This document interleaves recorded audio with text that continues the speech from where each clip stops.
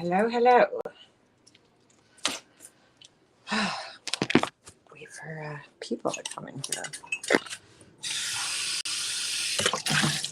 If you don't have a good intro, I should probably get one of those. But yeah, low budget productions over here on the Makeup Mobster channel. So it is what it is. I gotta go. Oh my God, I gotta turn the TV off downstairs. It's quite annoying.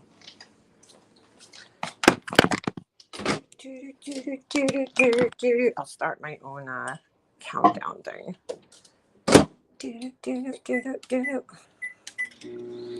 One person watching. Probably guess who that is. Oh. Making myself another coffee, and then I'm gonna go upstairs on my laptop, on my computer. Anyway, hello, hey, finest jewels, how you doing? How you doing? Hanging in there. What's up, Purple Rain? Good morning. Probably earlier where you are than where I am. What's up, Freeside? What's going on? Where's my spoon? Oh shoot, I have no more sugar. Forgot those. Totally forgot. I gotta go to Walmart. I do not want coffee without any sweetener in it. That's gonna be disgusting. Hey Marcy.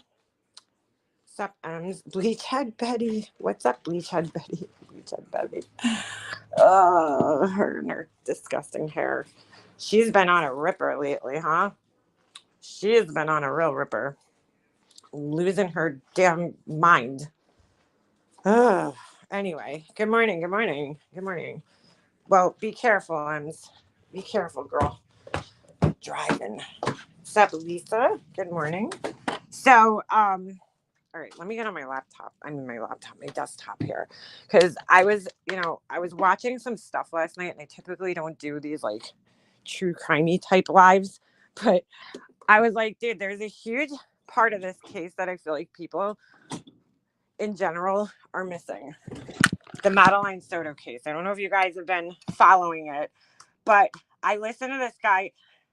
I've never wanted to throat punch somebody so bad in my life. Okay. I don't know how many of you guys listened to this guy's interview with police, but holy shit. You know, it's really weird.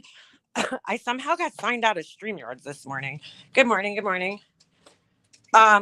So I was like, so weird. When I went to go log back into StreamYard, it was asking me for my password. I haven't had it sign into StreamYard like that, like ever. I mean, a long time it's been at least. I don't know what happened. It was like the weirdest thing. It like signed me out, and then all my names and everything were erased when I signed back in. It was really strange. She only has a few more days to refile her lawsuit, or it is done on her part. Oh, get out of here. Good. I haven't been like following that so closely because I got to be honest with you. I have, you guys know I have a little ADHD, and it's like, I don't know, it's kind of hard to follow exactly what's going on. Like, I listen to Burnt Toast, and I know they read, I don't know when it was from because they came in the middle of the live the other day, but I know they were reading part of the, what do you call it?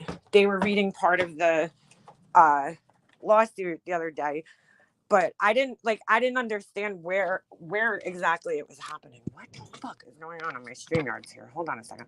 Let me try to get on here real quick. I'm going to check who this is as I recognize the name but not the crime. Who's that? Jennifer Soto? Well, I'll give you a brief description. So basically, the little girl, Madeline Soto, was found, she went missing. And then the mother's boyfriend ended up getting arrested.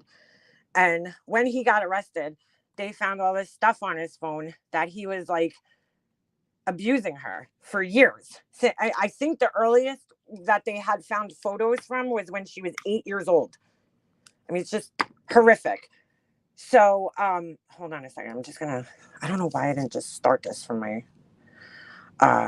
computer. All right. So anyway, all right, you guys could hear me. So they arrested her, the father, the boyfriend. Hold on, sorry, I'm trying to multitask. All right, so they arrested the boyfriend, and people are outraged. Like, they want the mom to be arrested for some reason. They want the mom to be held accountable. And as of right now, the mom hasn't been arrested. You know, she's still free. Recently they had released some documents regarding, you know, interviews and stuff like that. If I'm calculating right, BHB has until June 4th. She's such an idiot. So the mom was, you know, they like released like a little part of an interview. I guess it was his initial interview. And then they released some documents. I guess the documents were some of what they spoke about with the mother. Like, I'm not really sure where that part came from, to be quite honest from you. Because quite honest with you, I never seen actual documentation or, you know, video or audio or anything like that. I've only heard people talking about this part where the mom, you know, supposedly was saying that, about the sleeping arrangements in the house, that, you know, sometimes when her anxiety got bad, she would ask them to go sleep in a different room, which is just crazy. Why would you ask your, you know, grown man boyfriend to go sleep with your child? So a lot of people want the mom to be held responsible in this case. Like, everything I watched a lot of coverage, and I've watched a lot of commentary on it, and every single thing I've watched so far, I feel like that's like, you know, what I'm getting out of everybody, whether it's the person doing the commentary or it's the comments underneath that I'm reading, that people want her being held responsible for, you know, handing her daughter off to this guy. Like, she should have known that her daughter was being molested. And I'm not saying that her part in this isn't weird from the get-go. Her first interview, the fact that she was sitting there comforting this guy, all this like crazy shit, that her whole demeanor, everything. I'm not saying that it wasn't odd, right? But dockets are out on other channels. It says what happened. Okay. I've never personally seen it. I've watched like a bunch of different channels, and I haven't personally seen it myself with my own eyes. I'm not saying it's not true. I'm just saying I haven't personally seen the documents, you know? So anyway, right? I was sitting here last night and I'm like listening to this other guy doing commentary. I think hold on, I'll tell you what his name was. He has a pretty big channel. Something live from my sofa, something like that.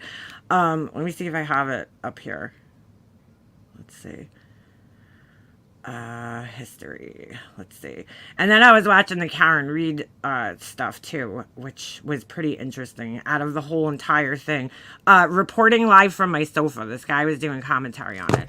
So I think the thing that people are missing here, because they're like, oh, the mother should have known that the daughter was being molested for this many years. And I'm not standing up for the mother, like, in any sense of the word. Like, clearly there's something wrong there. And that's what I was thinking last night. I'm like, there's clearly something wrong with the mom, okay?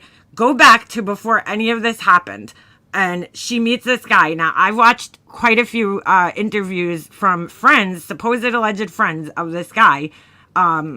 What's his name? Stephen Stearns, right?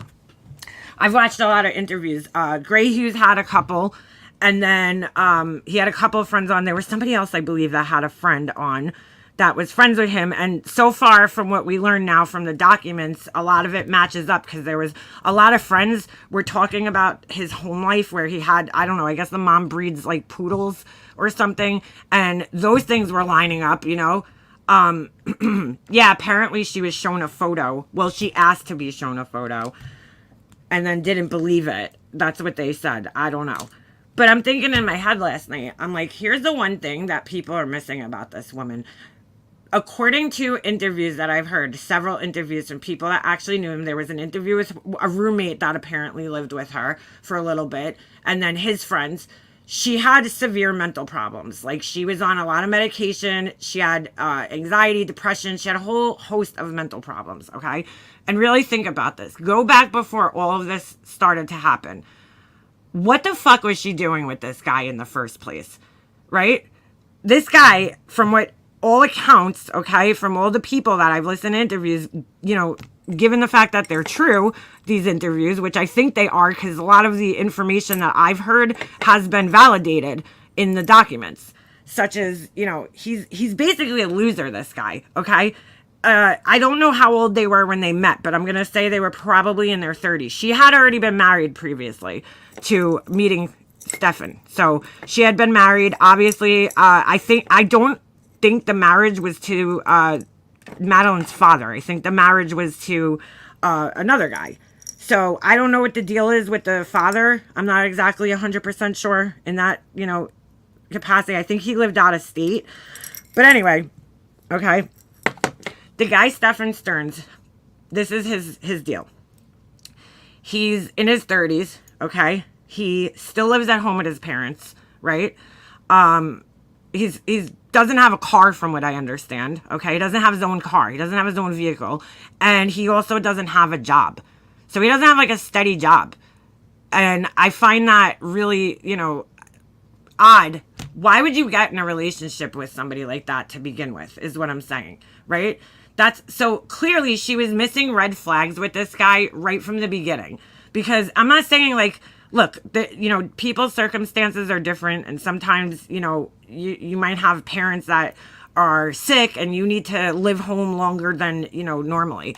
But I would, I think in my 30s, had I met a guy that was pretty much unemployed, right? Had no career ambitions, didn't have his own car, lived with his parents still, that would be a red flags galore right there to me. I would be like, I don't know about this guy. And I wouldn't really care how much I was attracted to him or anything like that. I would definitely be a little weary about dating somebody. I'd be apprehensive about dating somebody like that, because I would think to myself, like, what does this guy have going for him? Like, like when you're in your 20s and you're casually dating, those things don't really matter. But like once you start getting older in age and you want to settle down in life, you have to start looking at things like, what does this person have going for them, and how are we going to mesh our lives together, and how is this going to oh, nice, Burn Hot Dog. Hello. Thank you so much, Burn Hot Dog, for answering my email. No, and he's not even attractive, but forget that, right? Forget that. He sounds like such a whiny bitch. But you know what I'm saying? Like, he has nothing going for him. How are you going to mesh your lives together and build a future with somebody who has no job, doesn't even have their own place, okay? I heard in this interview with the friend that she was going over there and like helping clean his room. I mean, like, you're talking a 30-year-old man.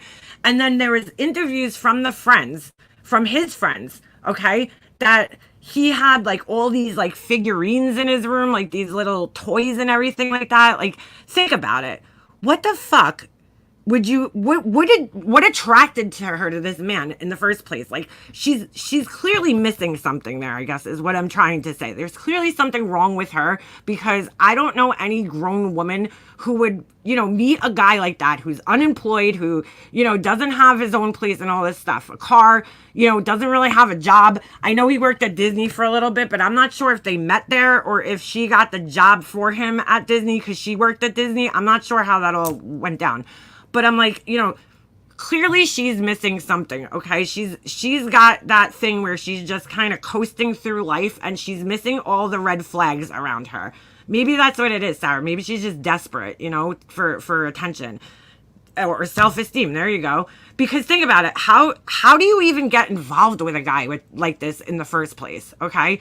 So taking that into consideration, that she's oblivious that she's dating a loser to begin with. Okay, this guy's a loser. I'm sorry. I hate to say it like that, but I'm not sorry to say it because he's a fucking pedo, but he's a fucking loser and he always has been a loser. Because what man in his 30s, doesn't have a career going or something like that, or at least ambitions, or you know what I'm saying, of getting his own place or a plan or something like that. Like, no, he moved in with her. He was staying with her. He seemed to me like he was kind of a, hey, Bowie girl, he was kind of like a leech. He was kind of like a couch surfer, and to me, I would just automatically be like, sorry, like, you're not for me. Like, I don't see where this could go in the future. And I'm not saying, you should only be with somebody because they have a successful career or anything like that and be a gold digger. I'm not saying it like that. I'm just saying that when you're that age and you're in relationships, you start to think about those things like, how is this person going to fit into my life? I have a child, how are they going to help contribute to my life?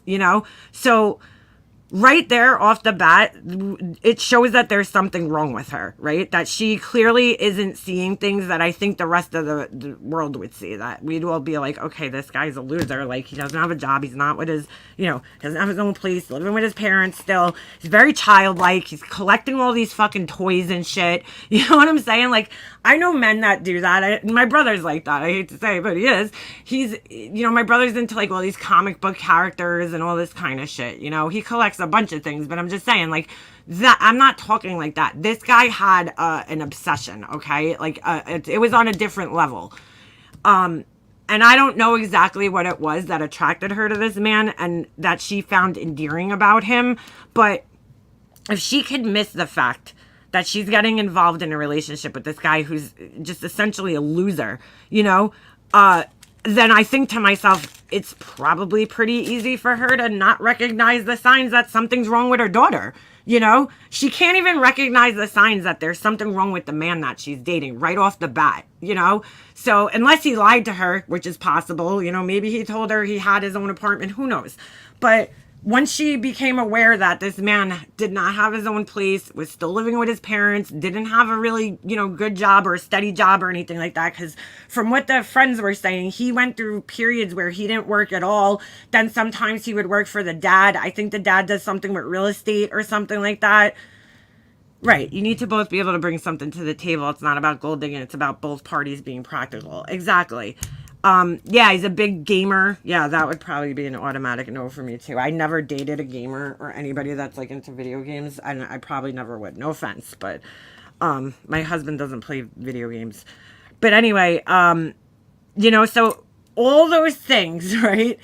There was clearly something up with this guy right from the jump, and it didn't set off any alarm bells in her head. It didn't like,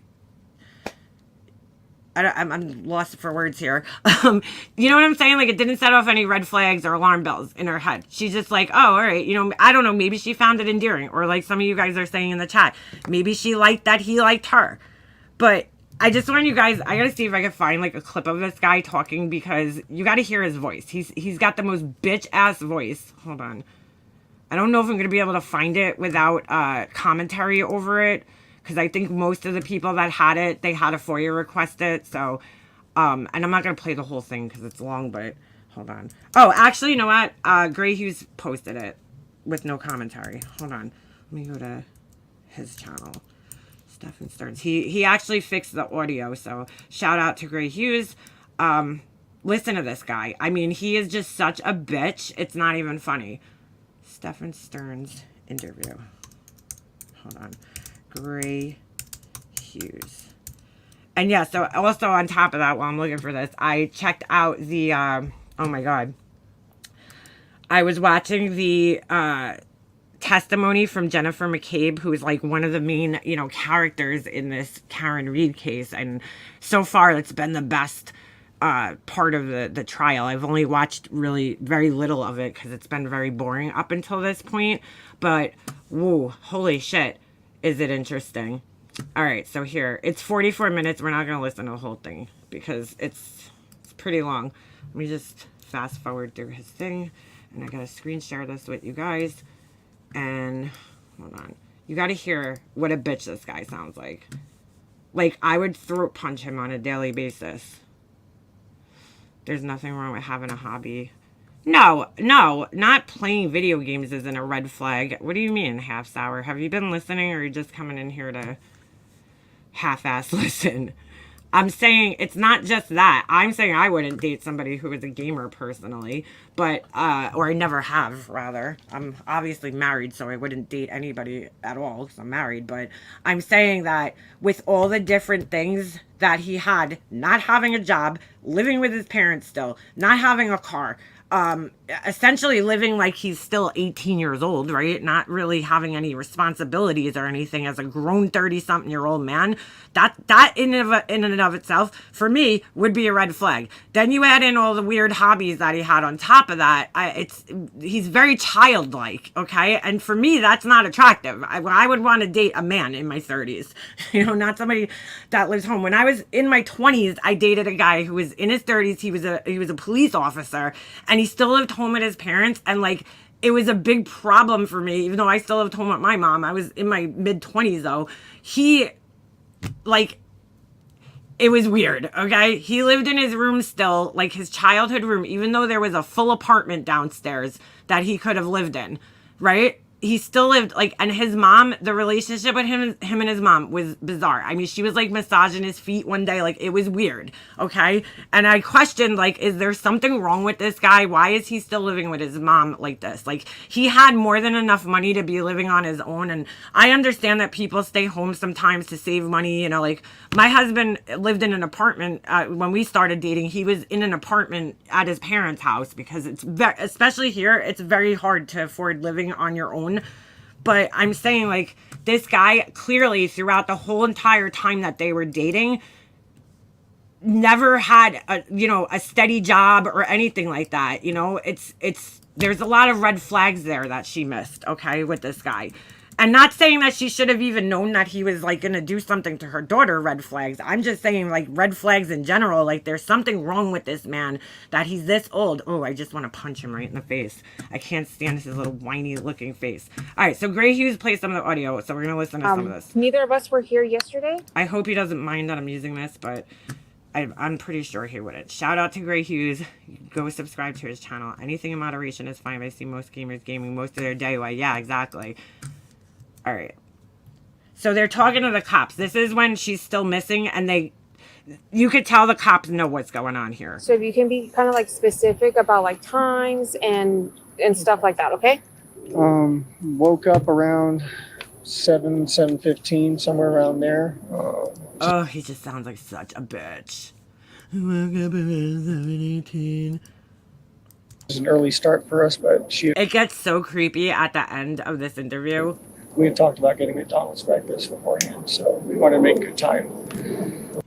I love Gray Hughes. Oh my God, somebody sent me a picture the other day of Gray Hughes, okay, on TV. Who sent it to me? I can't remember now. Oh, I know who it was. I gotta show you guys. Gray Hughes on TV with no visor and no glasses. I was like, holy shit, I'd never seen him like that. I've known Gray Hughes a long time. Lisa too. Lisa has been around just as long as I have, because we both came from the same community, essentially, which was the Jodi Arias, trial. That's where we all met. And Gray Hughes at the time was making some really good videos. And so I know Gray Hughes for a while. And I mean, at least, it's been like 10 years now, I think, that I've known him. And I've never seen him without his hat. Where the fuck is this picture? I know who sent it to me. I just can't find it right now. All right, here it is. I'm sure he wouldn't mind me showing this because he was on TV, so it's not like, I was like, with no visor on. I thought that visor was like glued to his head. Like that, like Gray Hughes he has a visor on all the time. I've never seen him with the visor. Maybe you guys have, but I never had. Oh, I got it. Thank you, Ems. Thanks. I just grabbed it from my phone. She texted it to me. Purple Rain sent it to me. She's like, because we were talking about it the other day in the chat. All right, open. Hold on. Let me just share this real quick. Gray Hughes in the house. I don't know, how old do you think Gray Hughes is? I'm going to go with like late 40s. Yes, Mike. Dude, Mike was the best. I loved his videos. Mikey, what happened to him, Lisa? I'd have to go back on my old account and see if I could find... Why isn't this opening? Hold on. I'd have to go back on my old account and see if I could find his channel. He did the funniest videos with Jodi Arias. He had like a very dry sense of humor, but not... it's hard to explain. He had like a very different sense of humor, but his videos were so fucking entertaining. Holy shit. I never would have remembered his name, Lisa. That's pretty... I'm impressed that you remembered his name. I still am friends with people from that, from that trial that I'm still friends with on Facebook. I keep up with them, It's kind of funny. You meet people online and you kind of gather friends. There's this one guy that follows me on Facebook. I gotta message him. He's been following me for years, okay, on Facebook. And every time I post something, he always comments on it. He's always like, oh, whatever. And I almost forgot, and I just realized in my head where I met him through. I met him through Bam Bam, and I wonder if he knows that Bam Bam passed away, because he was you know, he lives in I think he's in London, something like that. And I think he knew her somehow through that. And I don't know why this is taking so long. Sorry to open up. Why did it come over as a... Oh, here it is. Look at this. Gray Hughes. Hold on, ladies and gentlemen. He called Nermi an emperor penguin. You know what's crazy, Lisa? I think is it Court TV? I don't know. One of those channels. I don't know if it's Court TV or Law and Crime Network. I feel like it's maybe Law and Crime Network. They have Nermi on as like a guest all the time. He lost a ton of weight. I thought he had like cancer and stuff. I'm just still mad that he never finished his book. But this is Gray Hughes. No hat, no glasses. I mean, it still looks like Gray Hughes. But I was like, holy shit. I've never seen him without his visor on. He's got a full, nice head of hair. You thought Gray Hughes is in his 50s? Yeah, he might be. Maybe early 50s. That's Gray Hughes. No hat. No visor. I wonder Gray Hughes' descent is. I'm curious to know. He has a unique look to him. I see like some type of like maybe, I don't know, like Filipino, maybe some kind of like Pacific. I don't know, in his eyes, you know? He's definitely got a unique look to him. All right, so let's go. Gray Hughes in the house. All right. Hope he doesn't mind. Right? Doesn't he look so much different? So different without like his visor hat on. He always has that hat on. So funny. All right, Gray Hughes, good people. All right, anyway, back to this. We did make good time. We got out the door maybe 7:30. Yeah, he looks handsome guy. 5-ish maybe. Maybe that's why he wears the visor. Maybe he doesn't want all the ladies coming for him. You know what I'm saying? Got over to that area. She was asleep in the car most of the time, just snoozing until we got there. We got to McDonald's. I know, right, Trailer? It's like really not fair how guys look with gray hair. They look fine. Like my husband, he went gray kind of early in his like mid 30s, I think. And I mean, he wasn't fully gray, you know, but he had a lot of more gray hair than I did in my mid 30s. And, you know, he would like dye it sometimes. And I'm like, just let it go, dude. Like, you're going to get to a point where you're just going to have to like let your hair go. Do you ever see like older men who dye their hair? And it's like, dude, it's so obvious that you're dyeing your hair. I always felt like, you know, just let it go. But he has now. He's almost like fully gray. Well, he pretty much is. And I think he looks good. Like, I think men look good with gray hair. This asshole, not so much. Close to McDonald's, I said, "You still want it?" He's lying and saying that he brought her to McDonald's, which I don't even think was true. Interested in the McDonald's anymore, so we continued on. And she wanted to be dropped off a little down the ways from the school. She's got this phase that she's been into lately where she's very particular about what car she's seen getting out of in front of the school. I'm still curious why he said that he dropped her off. I know he's saying that she was embarrassed about the car thing, but obviously that was just an excuse. Yeah, there is a lot of women that look good with it. It's not true because in his interview he says he didn't want. Yeah, she didn't want to go to McDonald's. Yeah. Cool. She was her mom's car, But oh yeah, like was that just an excuse or was that like a real thing? Because I think he didn't want to be seen on camera, obviously, somewhere. So I wonder if there was cameras at the school, which there probably was. I would assume there was. Most schools have cameras. But I mean, did he not think of cameras being everywhere else? My cars are, I guess, kind of hooties. I get it. It's an image thing. But that was sometime probably between 8:20 and 8:40-ish, somewhere in there. It was along the stretch of the road that on the right side that has all the communities on it before you get to the overpass.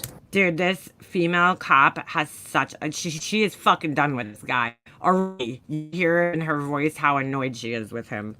You could see the overpass from where it was. So it was on that side on that stretch of road. That's where I dropped her off. She said she was going to go wait for her friends. She was going to go find them and hang out and wait for her friends. No, he's wearing a really weirdly fitted hat. I don't know. I remember the interview and it looked like his hat was like too big on him. It was really weird the way his hat.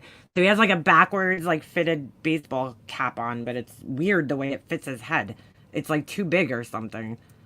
And I asked, Yes, Miley. It's makeupmobster@gmail.com. It's in my about section. But I'll type it in the chat. if that was going to be okay. She said, yeah, it's fine.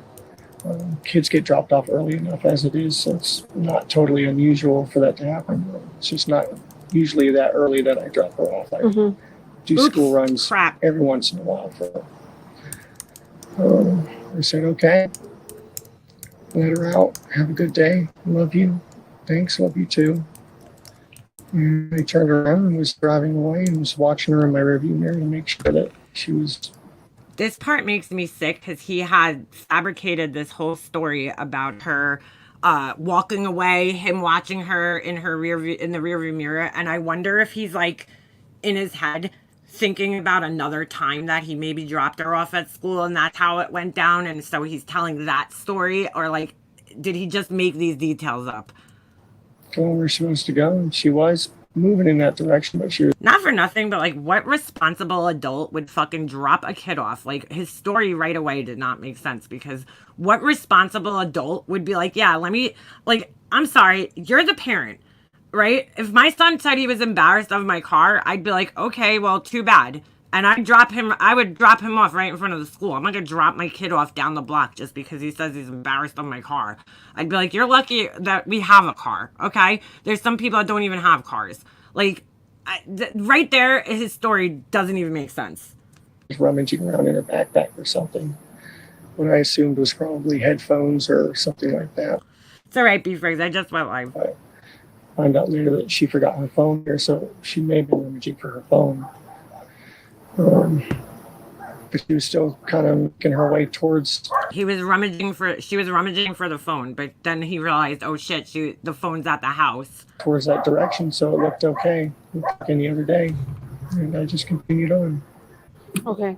When you said you dropped her off, like in the area, kind of like where exactly did you drop her off? So if you pull down the street going towards the school, you've got that whole. Exactly. That's where an adult needs to say your safety is more important than embarrassment. Sorry, not sorry. Exactly. I mean, if the friends were there, then I would say fine, you know, if she was meeting a group of friends. But does he say that? I don't know. I feel like he might say something like that. But like, you don't leave a kid by themselves in some random parking lot. Like, that just doesn't even make sense. Oh, his voice is nauseating. Like, he needs to be throat punched several times. Strip of communities on the right side there. It was in that stretch of sidewalk there. We pulled in and maybe about halfway up the street or so, and she was like, right here's good. Was it like in one of the apartment complexes, the church? It was outside from the apartment. Dude, I used to be embarrassed in my dad's car, but I still drove it. My dad had, like, when I was in high school, he had a 1989 Lincoln Town Car, and like the paint was like peeling off the fucking hood. It was so bad. It like oxidized on the hood. There was something wrong with the paint that year. And I was like, I didn't give a fuck. I had just got my driver's license. I used to steal that thing and drive it when I went home. I crashed it into my neighbor's truck one time too. That was fun. Just on the sidewalk on the side of the road there, just like a tuck and roll. I didn't crash it. Like, it didn't have I broke the tail light a little bit. I cracked it, but thank God my mom had backed into or hit something like a tree, and my dad thought it was from that, but I shit myself because my dad was very particular. So like when I pulled the car back up, I had to make sure that the whole thing was like everything was perfect, like the seat was lined up, like the radio is back on the oldies station. And so while I'm trying to find the oldies station on the radio, I didn't realize I had like lifted my foot off the brake a little bit, and so like I rolled into my neighbor had like this big ugly box truck parked outside of his house all the time because he was like a I don't know, plumber or something. Not a plumber. He did like, what do you call that shit? I don't know. He did like boilers and stuff. He repaired boilers. Kind of like plumbing. But anyway, yeah, so I cracked the taillight. I was freaking out. I was like out there with like fucking nail polish remover because there was all like paint on the taillight. Oh my, I mean, not the taillight, the headlight. You know? Okay, so like if I were to be on the road, where, like, what do you remember seeing that you dropped her off at? I remember the overpass is up ahead. The sidewalk was on the right, row of trees. There was, I think, a median in the middle. And then there was another community maybe across from that before you get to the church. So it was like before the church. Yeah, exactly, Marcy. At least they had kids, right? So Town Loop Boulevard's that street that connects to the school. Yeah. Is that the street that you? Is this which one? So that's Town Loop Boulevard, right? That's the one that. And where's the school located? Your mom had you at 40. Wow, that's that's older for a parent. My dad was like in his late 30s, I think, when I was born, which was old, right? The school's right here. School's right there. Okay, so the school would be on the left in this case. Here's the overpass. So you guys came from this side? Yeah, we came from Town Loop, I think, which is Town Center. Yeah, so we made a right here and then pulled somewhere. So now he's laying out his initial story right now, but you'll see it's gonna fall apart. So you came from Town Center and turned onto Town Loop. Yeah, where's the church? Is this the church here? That's the church. Okay, so we weren't up to the church yet. So we were pulled onto here, and then we pulled maybe about halfway up here, and I dropped her off somewhere in this area here. And she walked from there to the school? Yeah. It's a pretty long way. It's maybe a block or so, but it's not out of the ordinary for her. She likes to do that sometimes. She likes the cold weather. She was wearing her hoodie. She likes the cold weather. You dropped her on your lilac? Does that sound right? Yeah, it wasn't at a cross street. It was just a. It's got such a weird nose. It's like so thin up here, and then like, oh, it's weird. Bit of the sidewalk there. So did you merge into the sidewalk, or did you stop in the middle of the street, or? I just pulled over to the sidewalk there. Let her hop out. How often do you drop her off?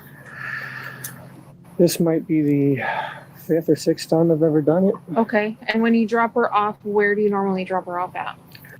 Could you imagine this poor little girl having to get in the car by herself with this guy who's been abusing her since she was 8 years old? Think about it, right?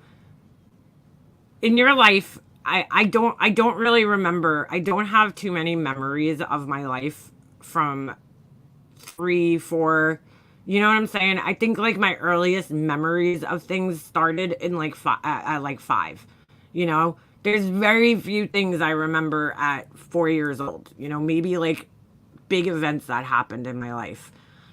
She was being abused for the majority of her life, of her conscious life, where, you know what I'm saying? Like where you're 8, you know, maybe 5 or 6, you know, she had 2 years of her life where she wasn't being abused. But from 8 until 13, it's almost like the majority of her life, that's all she knew. And that's so sad to think. This poor 8 years old. 8 years old. Like, I can't even fucking wrap my head around that. Beth, that's what a lot of people are doing, and I'm personally a little uncomfortable with blaming the mother. I understand why people are blaming the mother. I'm in the I'll wait to see camp. I do blame her to some extent, obviously. Why was she leaving her alone with this guy so much? Like, the sleeping arrangement thing was weird. Obviously, the mother made mistakes, but like I was saying at the beginning of this, right? The mom clearly has something wrong with her. I've heard that she's on tons of medication. She has a lot of mental issues. And she clearly missed some red flags about this guy. Not just flags that he might be a child molester, because, you know, I knew somebody my whole life that ended up doing something like this, and that was never a thought in my mind that this person would be capable of doing what they did, right? I would never think that of this person. So, like, I guess what I'm saying is, like, there was red flags as a human, right? This guy really didn't have much going for him. He's living at home with his parents. He's not working. You know what I'm saying? Like, he didn't have a steady job. Or at times he was just completely unemployed. You know, he's a sad sack in himself. And he was on a ton of medication. And so she couldn't even pick up the red flags just about him as like a partner. I don't expect her to pick up red flags about the child either. Sounds like she was kind of in her own world. you know, in my head. Normally down the street from the school, she requests that a lot. Except in the Cruz. Like the same area or somewhere else? Especially if it's sometimes in the church parking lot, sometimes just wherever she tells us to let her out. As long as it's close, you know. So it's halfway between Town Loop and Town Center and the church? Yeah, it's just in this stretch right here. Right, mom could have been groomed too. Right, that's kind of how I feel. I feel like she, being the fact that she had her own, you know, mental issues and stuff, and probably lacked self-esteem and shit like that, she too could be a victim of this guy, you know. And look, what she said was completely creepy, okay, about the sleeping arrangements. I totally get that, but she looked medicated in that initial interview that she did. Like, something was not right, you know. And maybe it'll come out that she was in on this. I can't imagine, you know, being in on something like this as a mother. But, you know, stranger things have happened in the world. You got about maybe His voice is awful. halfway up, and yeah, he looks pitiful, right? it was there. The McDonald's that you guys were going to stop at, did you pull into the plaza at any point? No, she ate 60 before leaving there. What do you mean by 86? She's like, what do you mean? Poo-pooed the idea, didn't want it anymore, Okay. wasn't in the mood anymore. Poo-pooed the idea. At any point while you were driving to the school, did you make a U-turn? Yeah, I tried to sell her on McDonald's one more time because I was still kind of hungry, but at that point she was also just wanting to get to school. Okay. So we turned right back around. Where did you make that U-turn at? Actually, the school park, not the school parking lot, the church parking lot. I pulled into that, turned around and pulled back out. Did a U-E there and went back to the McDonald's, and she still wasn't having it. And like, why would you bring her to the McDonald's twice? So you went to the McDonald's, you did a U-turn, and then you went back to the McDonald's? Like, this is not making sense, dude. that's when we came back. See, the McDonald's is on the same. I will say he is from what I understand, I think in one of the interviews, and they're on Gray Hughes' channel, so if you go on his channel, check him out. Just type in, you know, Stephen Stern's roommate or friend or something like that, and you'll find him. Like, this guy was like a liar. He lied about a lot of things. That's what a lot of the roommate or the friends that came forward said, that he lied pretty prolifically. So, about like stupid shit too. Or Town Center. It connects to the same road that the school's on? Yeah, so it's like a straight shot.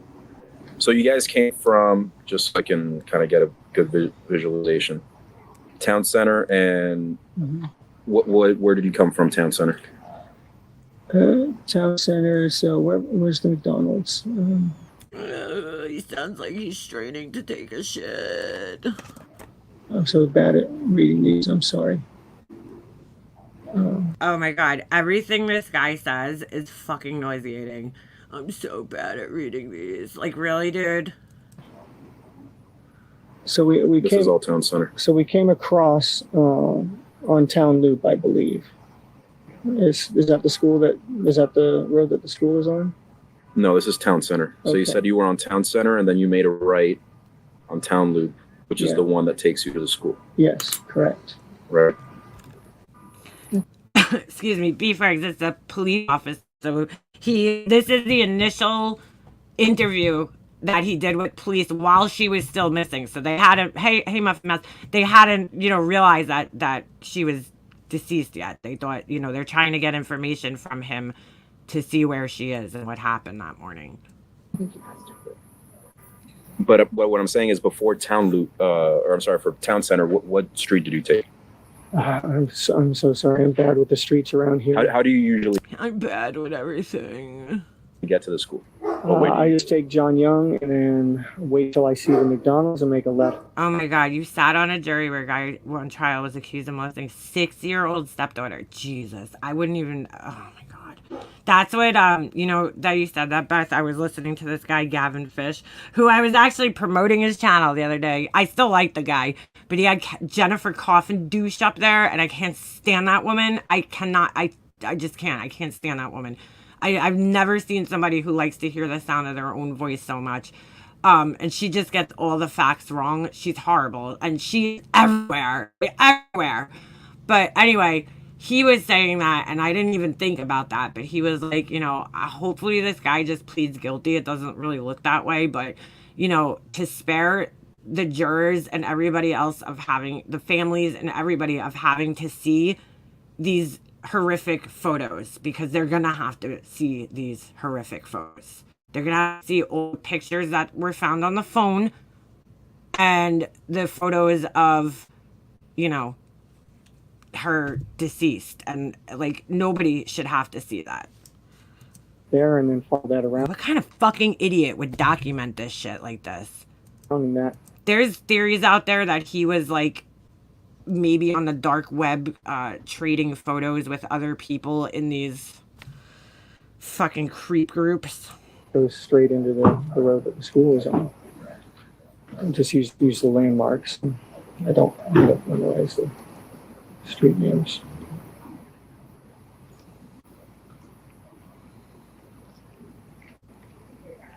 Is that JYP? It sounds like they're outside because you hear cars and stuff passing. Yeah. Yeah, so this is JYP.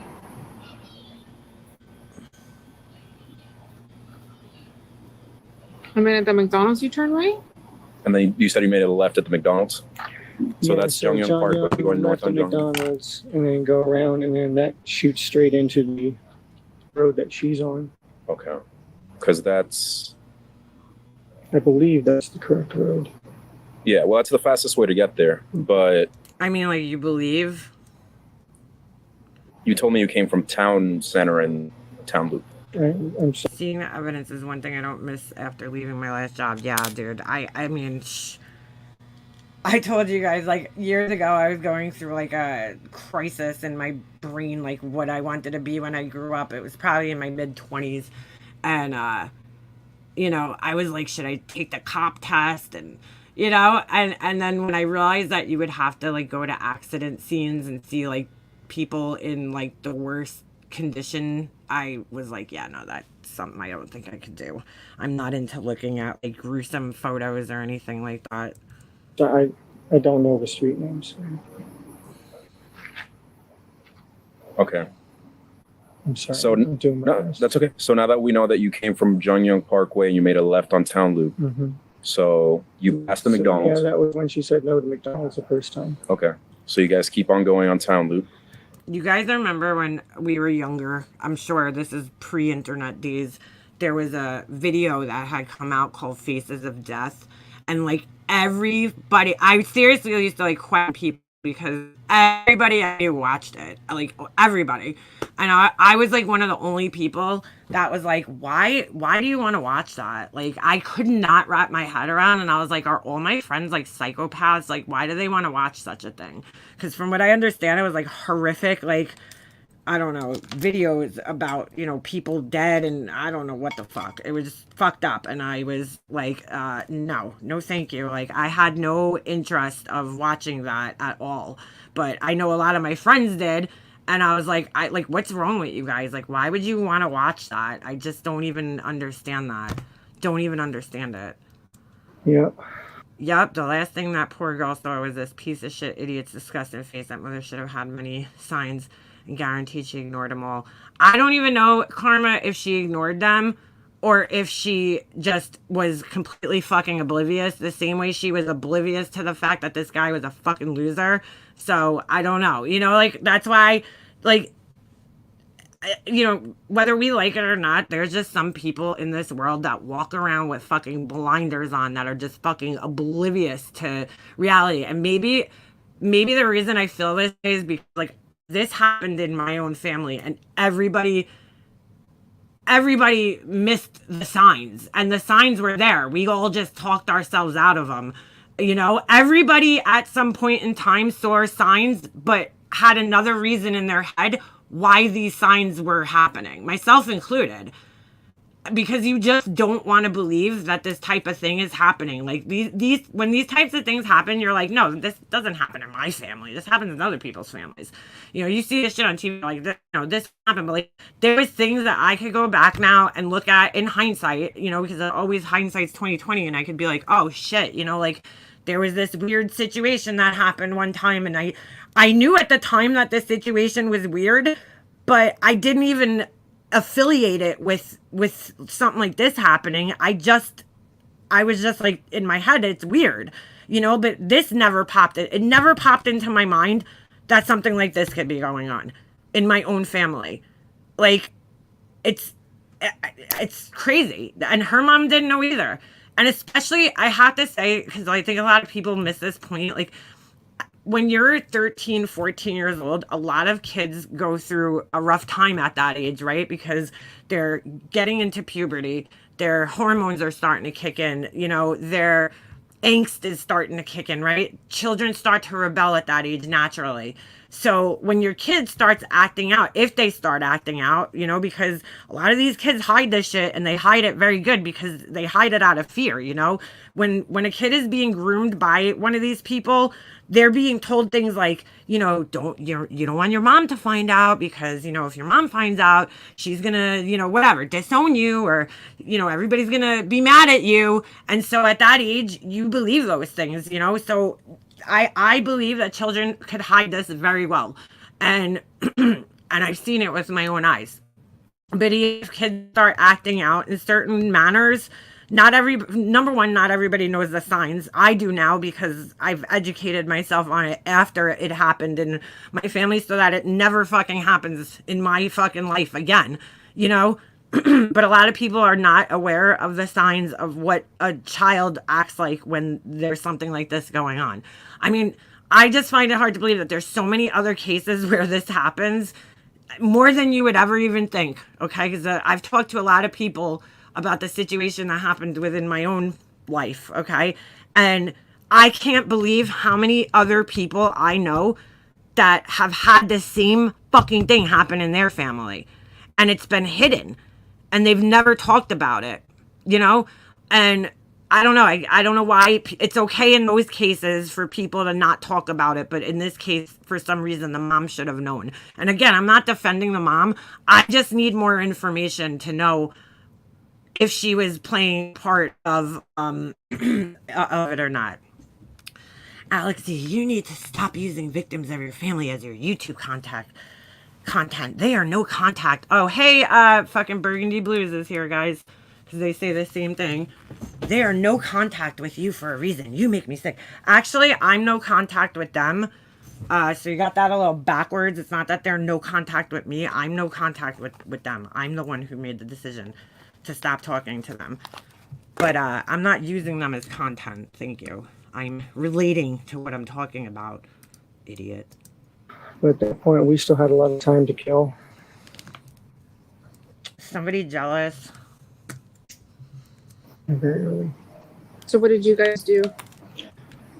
Drove towards the school, made a U-turn, came back, tried to do the McDonald's thing again. She didn't want it. So where did you? Everyone said that the young girl acted very withdrawn. As a mother, you know, you cannot compare a family member to your own child. I don't know. I mean, I didn't hear anybody saying that she was acting withdrawn. From all accounts that I've heard is that she was happy, you know, at her party and everything. Like, I don't know what her day-to-day life was like, but, you know, children go through those types of phases where they act withdrawn sometimes at that age anyway. So it's very hard to say exactly what's going on. I don't know how much the mother was leaving her alone with this guy, like, or when this was happening. No, you could leave them. Leave them. One more time, where did you do Let them show themselves. the U-turn at? It probably was right by the church because it was still way too early for school. So it was on that stretch of road. Actually, leave them for a second. So they left turn where the church is. You can make a U-turn there.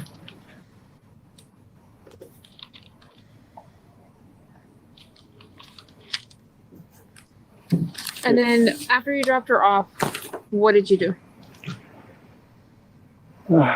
stayed, talked to her for a minute, made sure, is it all right that you're going early? Because it was still early. And she said, yeah, it's fine. I'm going to hang out and wait for my friends to get there, which she does sometimes. So Yeah, so you left her alone to wait for her friends. That's so weird. I would be like, no, I'm waiting with you. Sorry.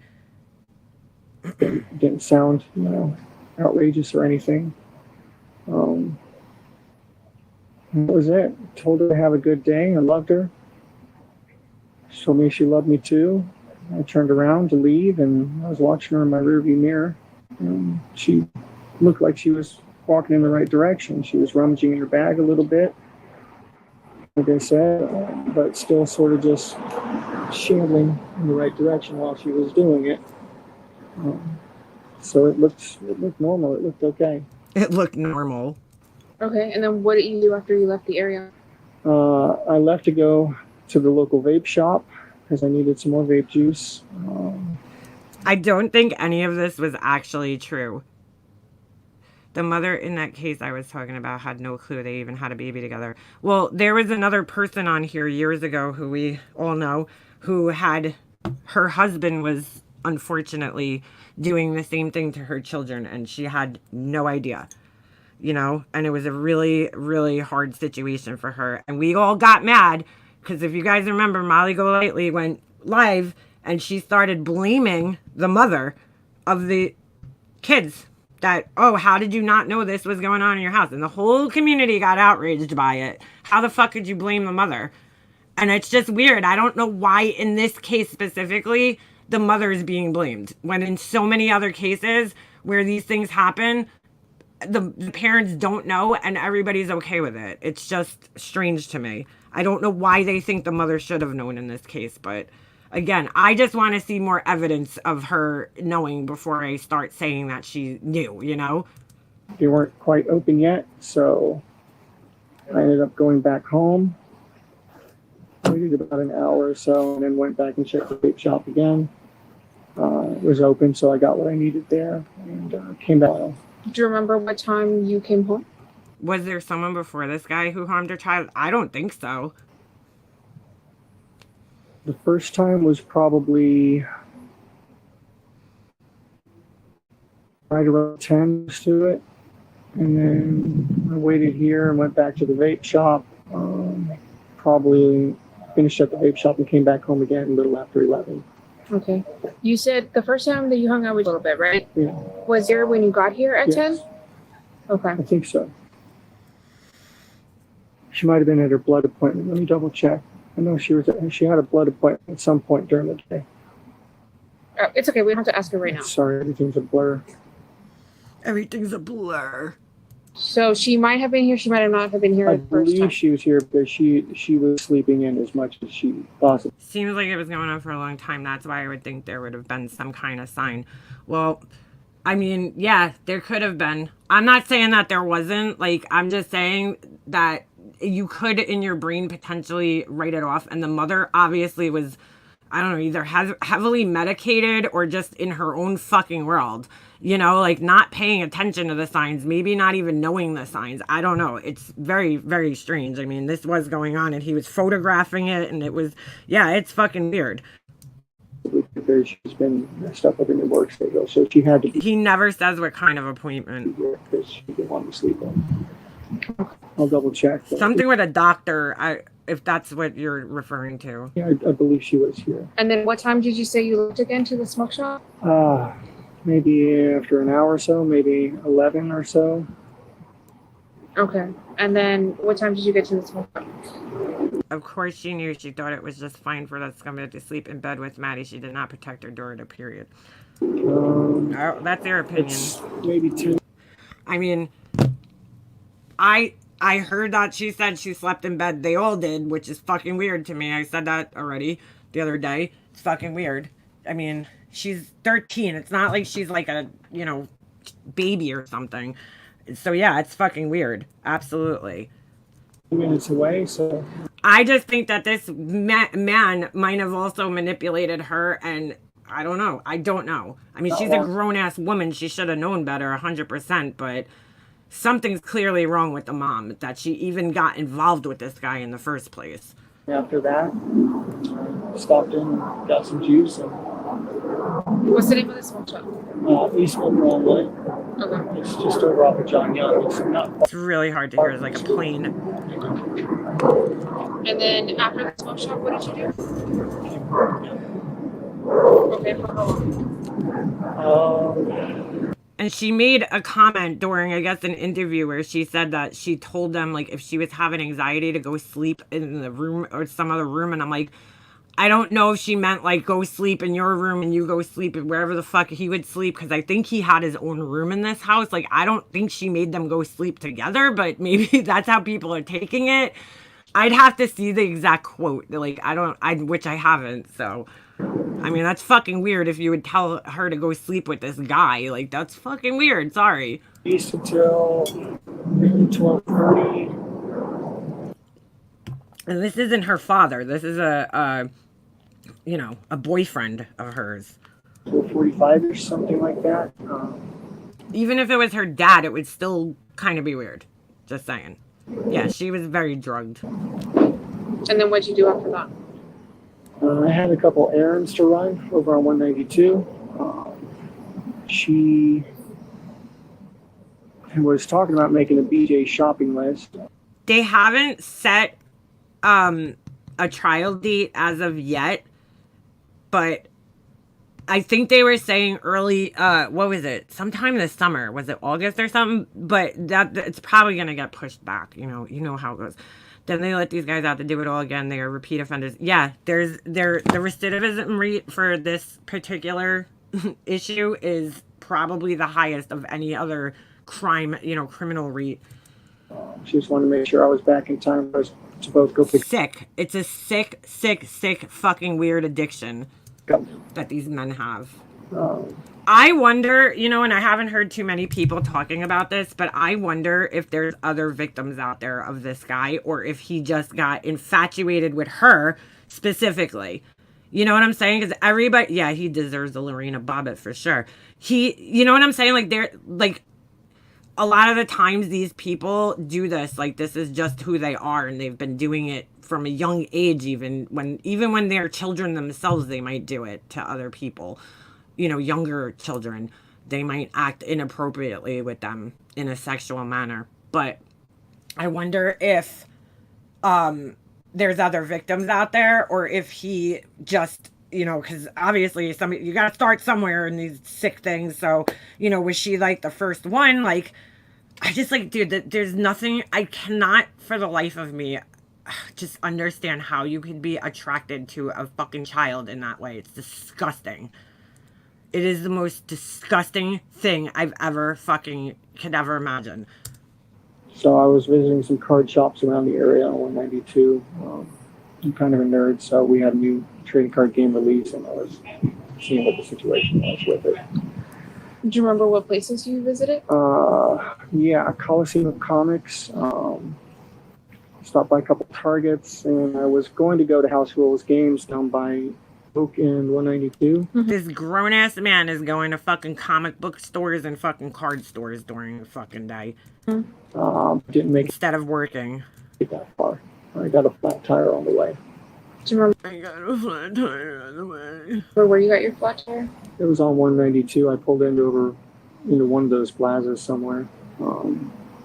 That was divine intervention right there happening to him. It's been about 10 years since I switched out a tire, though, so I made a lot of rookie mistakes and ended up pinning my thumb between the frame and the jack. Yeah, I'm lucky. I can't even believe he shared this detail that he like hurt himself. Like he's doing everything he can to like elicit sympathy from these officers. Like, oh, I pinned my finger in between the tire and the jack. Oh, his voice is nauseating. I would never be able to listen to a man like this who whines.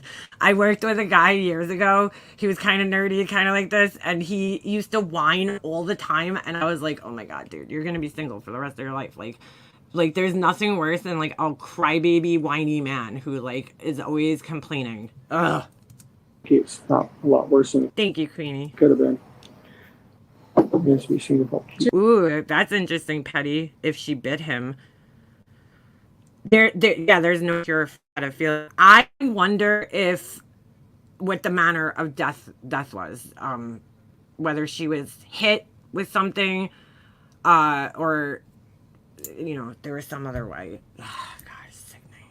Do you remember the name? I'm gonna assume that it was some way that there wasn't like maybe blood or anything, but you will. Did he mention straightening up at the apartment after this or something? I think he might have, but there was no mention of anything, blood or anything. So I'm wondering if he like suffocated her in some way or something. Maybe put his hand over her mouth. Who knows?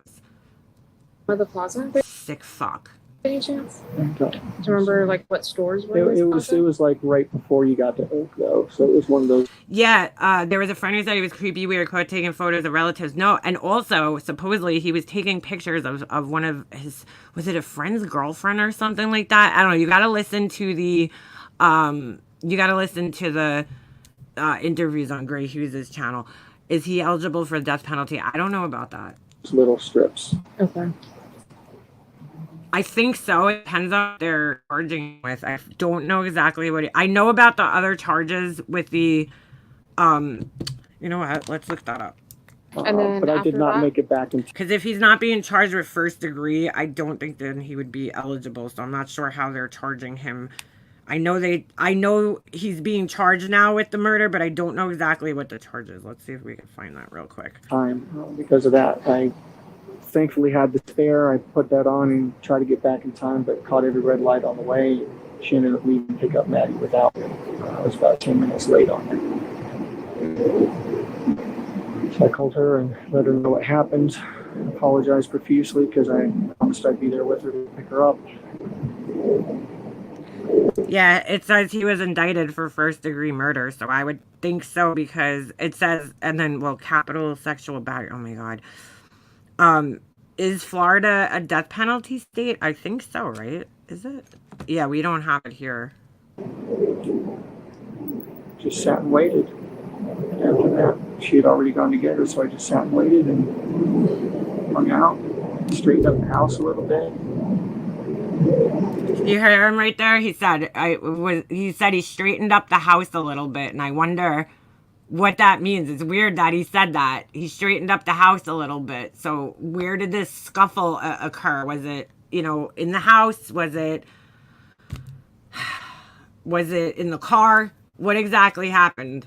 I picked that up the other day when I listened. I listened to this multiple times, so. That was it. Then we got the call. What do you mean you got the call?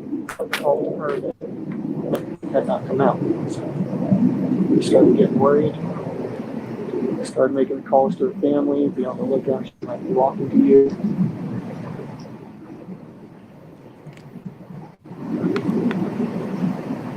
Oh my God, I wish this plane would pass already. That's just when everything sort of started going down.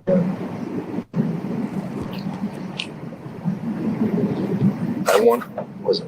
Did you check on the map the south end? The Greenville? So hard to hear it right now. I'm not sure where Greenville is.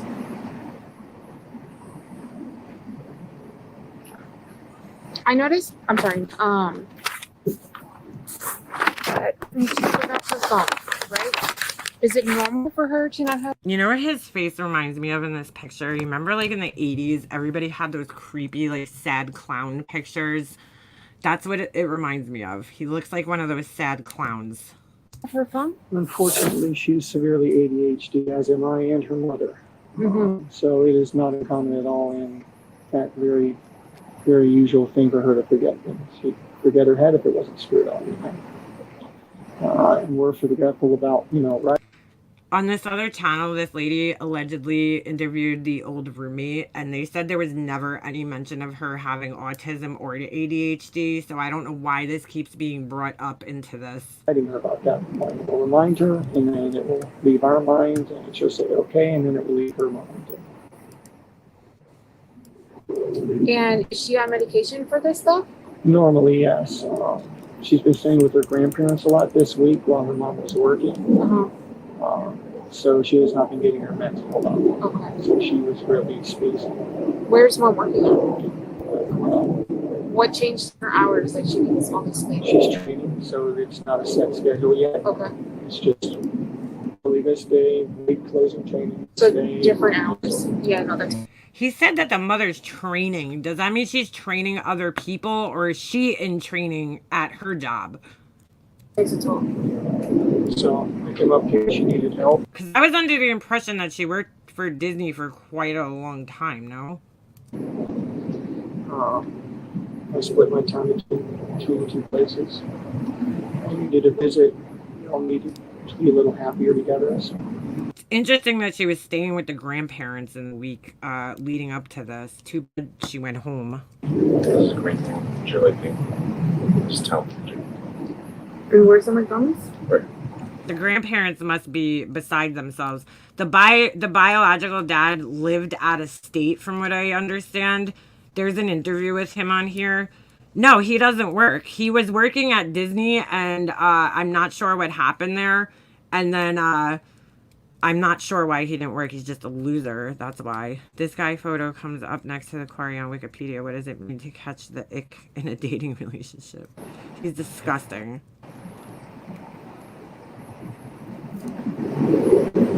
So that doesn't make sense. Right? Yes, Casey Anthony pretended to work for Disney. Because the school's up here? Oh, he's such a You're creep. messing up the streets again. Yeah, town. This one's town center. Town loop. We're just trying to figure out your direction of travel, right? I'm so sorry. I'm so bad with that area over Hunter's Creek.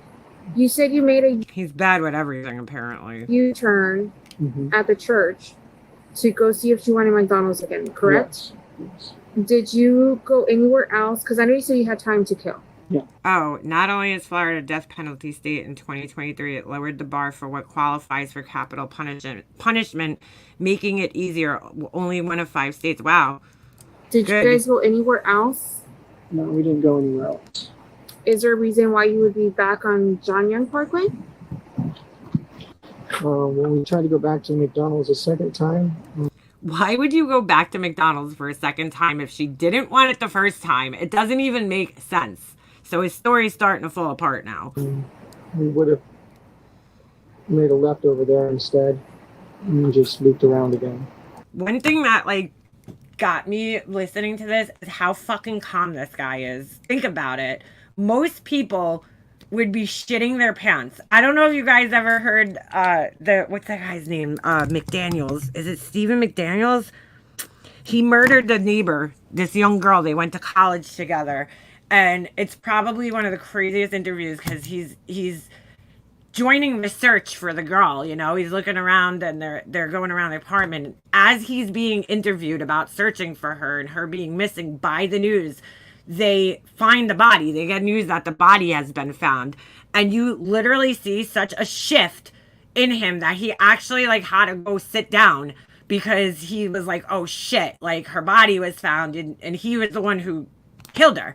And so he starts freaking out right on camera, right during this interview, you know, because he's starting to realize, like, oh shit, they found her body. Like, you know, there's a potential I'm going to get caught at this point in time. My fucking world's falling apart. This guy is so fucking calm right now. It's, like, scary. It really is. Like, he's not panicked. And I mean, obviously, any of us listening to this can tell that the police are clearly not believing his story, and that's why they're asking all these questions, and he's still remaining so unbelievably calm. Yeah, he dropped to the ground. Stephen Made a McDaniel. circle. Made a circle house. Can you show me on the map? So this is the going McDonald's back right down here, to right? McDonald's. That's the McDonald's right. Correct. So going back down and then just straight shot back down. You would come down this way? I can't read the map. I'm so sorry. Yep. I'll go. He can't read the map. Where's the McDonald's? McDonald's is right here. This is Town Loop. So this is Okay. John Young Parkway. John You guys are Young, coming okay, up John this is Young. McDonald's. And the school. Yes, the big hair guy, the big, like, bushy, curly, crazy Bob Ross afro. It's on this part. Correct. Somewhere over here. Mhm. So we come back out here, there, and we can take a straight shot back down to the school again there. I mean, these are details that are kind of important to remember because, you know, you were the last person seen with this little girl and you're like, oh, I don't remember. They connect. Town Loop and Town Center connect. Right. So it's So where did you make the U-turn? the U-turn was on the street when we were going to go back to McDonald's. And then we drove down to McDonald's here. Right. So just so I don't get confused, you're going up Jungyoung Parkway, right? You're going northbound. Originally, yes. Right. You make a left at the left McDonald's. here, go towards the school. Okay. How far did you get before you made the U-turn? So You got. Is this the school right here? yep, that's town loop. So we got up to here and then made a U-turn over here. Past the median. Okay. So And back to McDonald's. on Lincoln Town Loop. Still time to kill. Still didn't want the McDonald's, but I did give her a raspberry and cheese Danish. Dude, that's another weird thing. They think that, from what the police have said so far, they think that she was brought out of the house already deceased, okay, and then brought into the car. And then he came back to the apartment for some reason, which he says here he forgot his clicker, but it doesn't even make sense, which you'll see in a minute. But, like, he's adding in these details. I gave her cheese Danish. Like, what the fuck? So weird. Did you go through the drive-thru? Did you go No. inside? Like, why would you bring her to McDonald's if you gave her food in the morning? It doesn't even make sense. Nope. Didn't go inside. Where did you get the Danish? The Antonins that I brought from home. I gave her a couple of those to go. Okay. So she wasn't without food totally. So we just continued past it again and turned around and said, screw it, just drop you off early. No, it's more like you had a body in the car with you and you were panicking and probably didn't know what to do. Okay, so you came back around to the McDonald's. And then right onto the school. What's is that back on Jungyoung Parkway? Yeah, or? back on the John Young Parkway. It comes down here, Mhm. and then here's Town Center again. So then you took Town Center Yes. the second time around? Yes, and then made it right down to the school. Do you Okay. remember what time you dropped her off? I estimated it to be sometime between 8:20, 8:40. Are you on your phone? Do you have Google Maps? I do, but I wasn't mapsing it. I wasn't mapsing it. No, the mother hasn't spoken out at all. I would assume she's lawyered up by now and has probably been advised not to. I would hope, When you're giving her rights, does she sit in the front or the back? She sits in the front. She likes to sit. They must be by a really busy airport. Mind if I look at your maps for Yes. It's amazing that the police would conduct an interview outside where there's so much noise.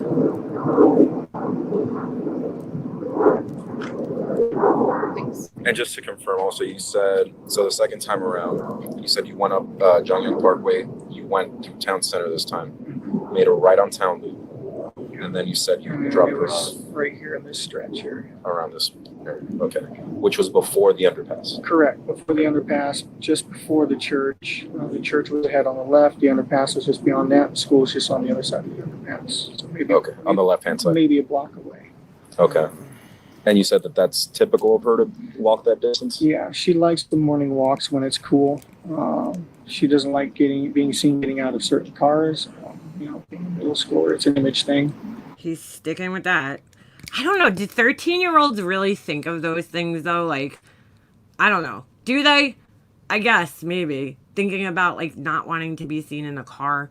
Like, are you thinking about that at that age, at 13? I don't know. I mean, I guess some can, but it's just strange that he said that. And the car wasn't that old. How old was it? It was a Lincoln MKZ, right?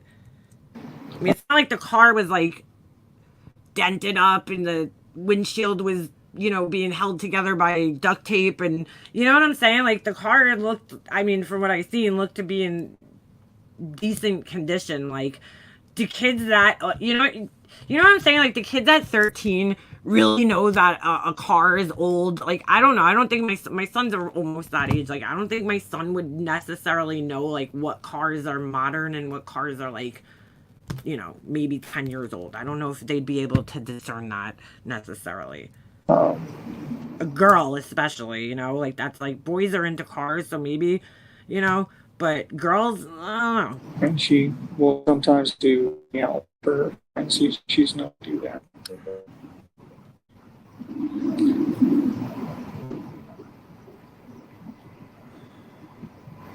you mind if I just take a picture of your history? Yeah. Yeah. I'm looking at a picture of the car right now. Like, to me, hold on. Let me see if I can send this to myself. I mean, the car doesn't look that old to me. It doesn't look like so out of place that it would be. Obviously, he's lying, but I just want to know, like, where he came up with this story. You know what I'm saying? Like, it's so odd that he said that. And that time would have been, you said, around 8:20ish, 8:30, sometime between 8:20 and 8:40. What time does she go into class? She has to be there no later than 9:15. Doors open at 8. I Okay. mean, doors open at 9, I think. And then school officially starts around 9:20 or 9:08, I think. When you drop off, is that earlier than typical, later than typical, around the same time? Earlier than typical. Really? We had made really good time that morning, and with the subtraction of McDonald's, we had more time than usual. Okay. But she said it was okay. She was very confident, convincing that it would be fine. Confident and convincing. So weird. And you saw Yeah, like, hold on a second. Look at the car. I don't know. To me, it doesn't, like, look that old. It doesn't, I don't know. I don't know what year it is. I mean, I don't know. To me, it doesn't look that old and, like, horrible. Like, it's just weird. She doesn't want to be seen in that car. Like, you know what I'm saying? It's not like he was driving, like, an old, like, beat-up looking car. This car looks to be in pretty decent condition for the most part, so... Was she that embarrassed of it? No, I don't think so. It actually looks like my old Lincoln LS, now that I'm looking at it, which was my favorite car that I ever owned. All right. Oop. Oh, hold on a second. The stupid thing. I have to reshare this now because for some reason it lost the audio, so give me a second here. Does anyone know which school she attended? We used to live in the area. My husband coached there. I can only think of one school there where kids are pretentious about cars, name brands. Ooh, hold on. No, that's not a 93. It might be like a 2013, I think, or something. That's definitely, they didn't make that car in 93. The MKZ came out after, because I had the Lincoln LS, and I think they produced the Lincoln LS until 2005 or 6, and the MKZ was basically like the replacement for the LS. And so that had to come out at least after... maybe even 2010-ish, it might have came out, the MKZ. I'm not sure how many years they produced the LS, but I had a 2001 LS, so went back in the day. So it couldn't be a 90s car. No way. I'm a Lincoln girl. I like Lincolns. I like Buick. No, it's Lincoln. All right. Sorry, I don't know why it canceled the sound on this. saw what direction she... Let me see if I can find out the name of the school. I think he said it on here, but that might have been earlier. walked to after you dropped her off? Yeah, it looked like she was moving towards the direction of the school like she was supposed to. Was she still on the right side of the road, or did she She cross was over? when I left her. Yeah, she was still on the right side. What kind of phone is this? S23 Ultra, I think. I don't know how to work this thing. So I barely know how to work it myself. I'm an iPhone person. No. Is it okay if I go? It says Orange County Public Schools, but hold on a second. Oh, God, I hate these stupid fucking newspapers that make you sign up. Hold Your on. settings real quick. I just want to see if you're Hunters Creek Middle School. logged on to your Google. I am not logged on to my Google with that, actually. Is it okay if I check? Yeah. Yeah, no, I don't think she cared about the car either. I just think that was his excuse. But I'm like, what made you come up with that? Oh my God. El Caminos were my most hated car when I was younger. I hated those things. I was like, who made that car? They're so ugly. It looks like a pickup truck in a car. It's so weird. Does she have any other devices besides that phone? Any other electronics? She had, Middle school and high school kids are definitely pretentious about cars. My husband once drove a football kid home daily until he found out he was embarrassed by his mom's car. Really? Huh. her school laptop with her. Okay. Is that still supposed to be with her? Still supposed to be with her, yes. Okay.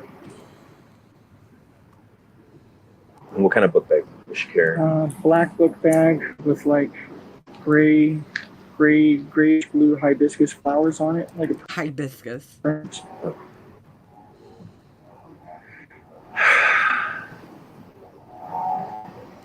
The huffing. Fucking huffing. You know the one thing that's completely missing from this interview, which you'll see at the end he tries to start doing, but it's like kind of too late, is like there's no worry about her, you know? Like there's no worry about the fact that she's missing, and he was the last person seen with her. When she leaves in the mornings, what does she usually put her front? Either in her backpack or like her back pocket, kind of wherever she just thinks to put it at the time. Hold on, I don't know how to use this phone. Sorry, I don't mean to interrupt.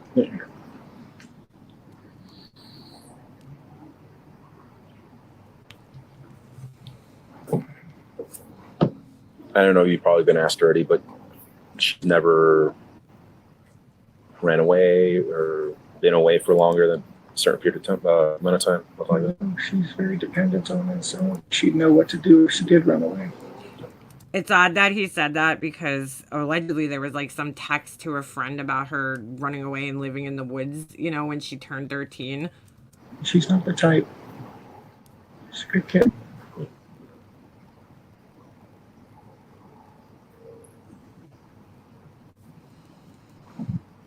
Yeah, the mom was comforting him. Why wasn't he comforting her? Oh, probably because he manipulated her into like, you know, thinking that, oh, you know, I was the last one seen with her. I'm so worried. Because that's probably the dynamic of their relationship. Because one thing that I thought was so weird in the interview is that they both kept saying we dropped her off at the beginning of this. And it was like, clearly it wasn't we. You know, like, why were they saying we? They both said it. She said it and he said it. We dropped her off, but it was only him. And they have that on camera, that the mom wasn't there. Besides the ADHD, is she diagnosed with anything else? Yeah, she was tested a while back and had some symptoms of autism, so she's potentially on the spectrum there. She was officially diagnosed with it when she was younger, and she was retested and said, well, she shows symptoms of being on the spectrum, but maybe not full-on autistic. So weird.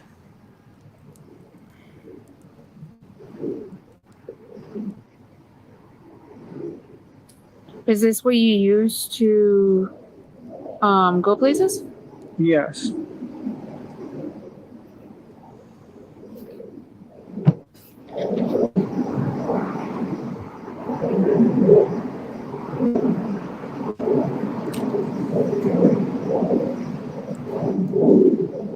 Go places, search addresses, look at store hours.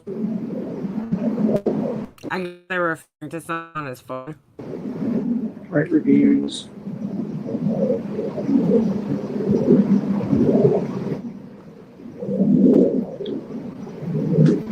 Yeah, may his karma be 100-fold. Ugh. It's a pretty new phone, though. Yeah, pretty new phone.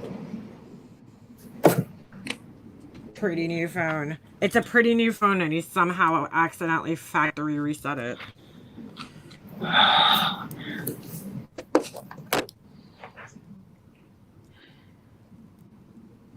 I love the awkward silences when the cops are interviewing people like this.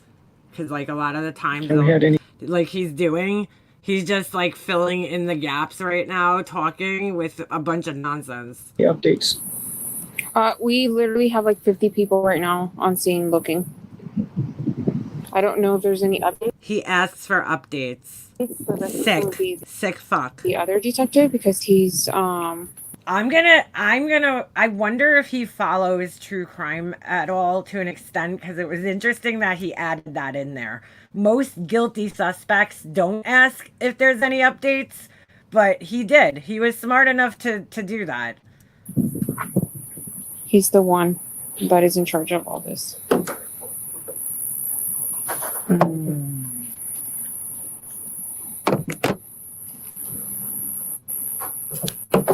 Mm.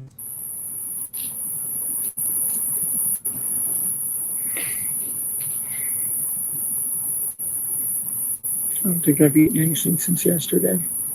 This little bitch. Oh my god. I just want to punch his guy. I don't think I've eaten anything since yesterday. I heard he was refusing food for a little bit in jail, right? And then he was making paintballs, which I thought was the weirdest thing. I'm like, what? Making paintballs in jail? Like, what the fuck? Yeah, I hate this man as much as I hate Letitia Stout, too. Yeah, I'm sure you guys are worried. When did you come back to help? Pardon? Yeah. What do you mean? Like, because you live down south, right? When did you come back up north to help her? I just got here this weekend. Do you remember what day it was? Sunday. Sunday was her birthday party, so yeah, it was the evening after her birthday party. Sunday. Okay. Do you remember what time you got here on Sunday? 8:30ish, maybe. Okay. Just in time to make sure that she was doing all her nighttime routines. Dude, that's so weird that he said that. Of all the things, he's like, I got here just in time to make sure she was doing all her nighttime routines. What the fuck, dude? Why are you doing that? I'm waiting for her mom to get home. I'm confused. Was he at the birthday party or not? Because the way he's saying it here, it sounds like he wasn't. I don't know. It's confusing.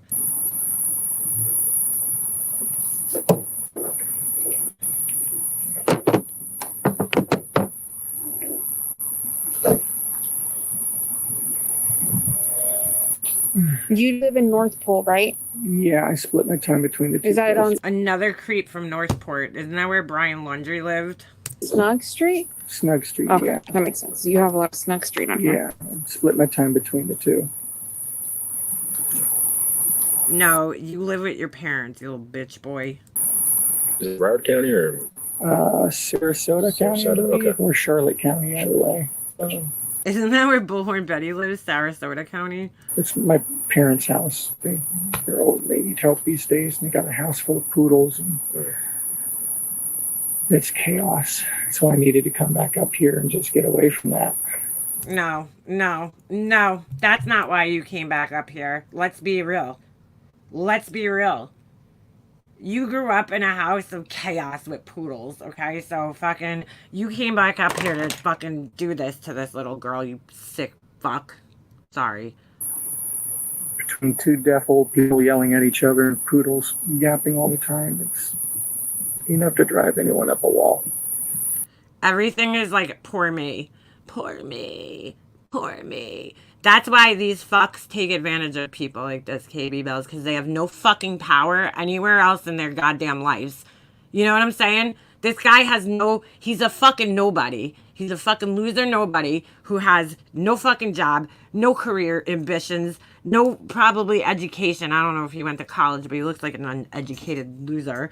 And living with his fucking parents, no fucking car, a grown-ass man that doesn't have his own fucking car. He had to borrow his dad's car. That's pretty fucking sad, right? So, you know, who else is he going to control in his life but a child? That's why these sick fucks do this thing, because they're all like this. They all have nothing going for them in life. They have no control anywhere else, any other aspect of their lives. So they take advantage of fucking children. I'm sorry, it gets me so fucking angry. The more I hear this guy talk, the more angry I get. Just very happy to be back here. And since I'm one of the only people talking about this that doesn't care about my fucking channel being monetized, I'll curse and say fuck every other word. Did you and your wife, when you guys were looking for where did you guys look? me and her stayed local. There was all the rest of the family that mobilized and was beating the bushes. And Did you guys drive together or separate? So he's like, we mobilized and we're beating the bushes in, and then listen. I don't think we drove anywhere when we were looking. You didn't drive anywhere when you were looking for her? What? You didn't drive anywhere? Not that I recall. Did you guys go anywhere last night? Was that media? Maybe. I think Fox 35 or something was from Let me tell him to move the table. Okay. I don't recall. He's sickening. You have to ask her if we went anywhere. I don't recall. I was so zonked out on Ativan at that point. Okay. She said it was a wreck. I don't think. And this would have been when? I don't recall us going anywhere last night, but honestly, at that point, my brain was mush, and I was on so many tranquilizers to keep me stable. It's just. You said Ativan? Yeah. Oh my god. Oh, it just keeps getting worse. Now I was on so many tranquilizers to keep me stable. Yeah. Like, dude, I bet you he gave the mom some tranquilizers too, because when she did that fucking interview, she looked like she was on some type of tranquilizer. I can never say that word. You guys know. Thank you, KB Bells. Contribution to the swear jar. Like, dude, like, you're a child's missing, and you're like, let me take fucking Ativan, you know, and calm myself down. Like, I get it in a sense, but at the same time, you should be out there fucking looking, right? If you didn't do anything, you shouldn't want to be sleepy. Better. Yeah, I have a prescription. I haven't needed it in a long time, though. But what's that for? Anxiety. Okay. Oh, gee, I wonder why you were having anxiety. Let me think. Is it because you maybe killed a innocent 13-year-old little girl? Could that be why you were having anxiety? I was having these rolling panic attacks and breaking down crying, and I just... Oh, he's such a bitch, this guy. I was having these rolling panic attacks. Breaking down crying. Sorry. So now here comes this whole act that he's so sad. Okay. No, you were having panic attacks because your story was fucking horrible, and you knew that they were going to fucking catch you. And you're going to be spending the rest of your life in jail. And guess what? They don't like people like you in jail. Here you go. And it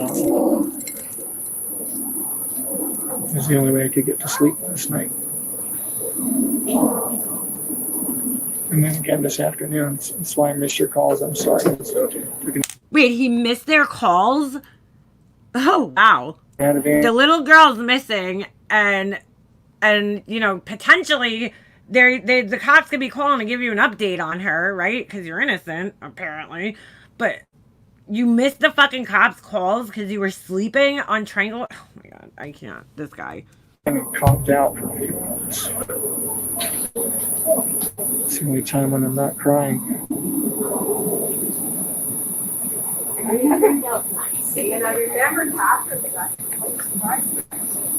I personally don't think they're gonna arrest the mom. I think that if she had involvement, just like in the Harmony Montgomery case, right, where, Kayla, disgusting little pig, I suspect that they will use her as a witness if she had any, you know, knowledge or any involvement. They're gonna use her as their witness. She'll get a deal, but if she gets charged, if she had an involvement. It's okay if I just pop down real quick. Oh, what's the matter? Do you feel like you're gonna pass out? I gotta speed this little bitch up a little bit.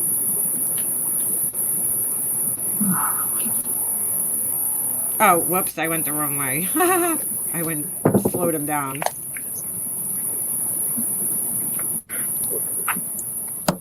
So we're trying to get just a good idea of times, all that stuff. Yeah. I'm so sorry. I'm giving my best recollections. I'm not a morning person as it is. Oh my god. He has every fucking excuse in the book. I'm not a morning person as it is. Yeah, because you don't have to get up and go to fucking work or anything like a real man would. So a lot of the time. There's no, look, I'm not shaming men for not working, because there's men who can't work because they're, you know, they're sick or they're disabled or whatever. This is a young, fully able-bodied man who should be fucking working, okay? Not living off his parents at this point in his life. You know, there's men out there who can't work because, you know, for other reasons, or there's men who might just, you know, the wife is the breadwinner in the family and they stay home and care for their children. This is a single, right? He's not married, young man who's fully able-bodied, you know, and could do all this other stuff, but you can't fucking work. He's a loser. Times are best guess. But we know that you go up Jongyang Parkway. Down, that's the road you usually take to take her, and you make a left at that McDonald's, right, which is the town loop. You can make a left to get there either at the McDonald's or at town center itself. They both lead to the school. So if you leave her at, just so you got a sense of direction, Jongyang Parkway goes northbound and southbound. So you're going northbound into Orange County, making a left at the McDonald's, which is the town loop. You said when you did drop her off at that medium, you said it was around 8:20 to 8:30ish, somewhere around that time. Somewhere in there, yeah. It was early, but not like outrageously early, you know. So what do you estimate when you made a left at that McDonald's to be? Outrageously early. I'm trying to look at the map here. Oh wow, they're like really central Orlando over here. After I dropped her off?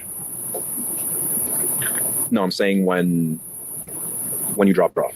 Oh, first left by that McDonald's. Oh, okay. I'm looking at the map. I see like the little road. It's the school where it's situated is kind of off of like a main highway, it looks like. Central Florida Greenway Toll Road. So I'm assuming it's like a county road or something like that, or highway. So it's like you would get off at, well, I don't know where they lived in comparison to this, but the school's in like a kind of weird little corner. There's like a huge what is this, like a state park or something behind here, or just maybe some type of in Florida, what do they have there, like wetlands or something? Because I see like water.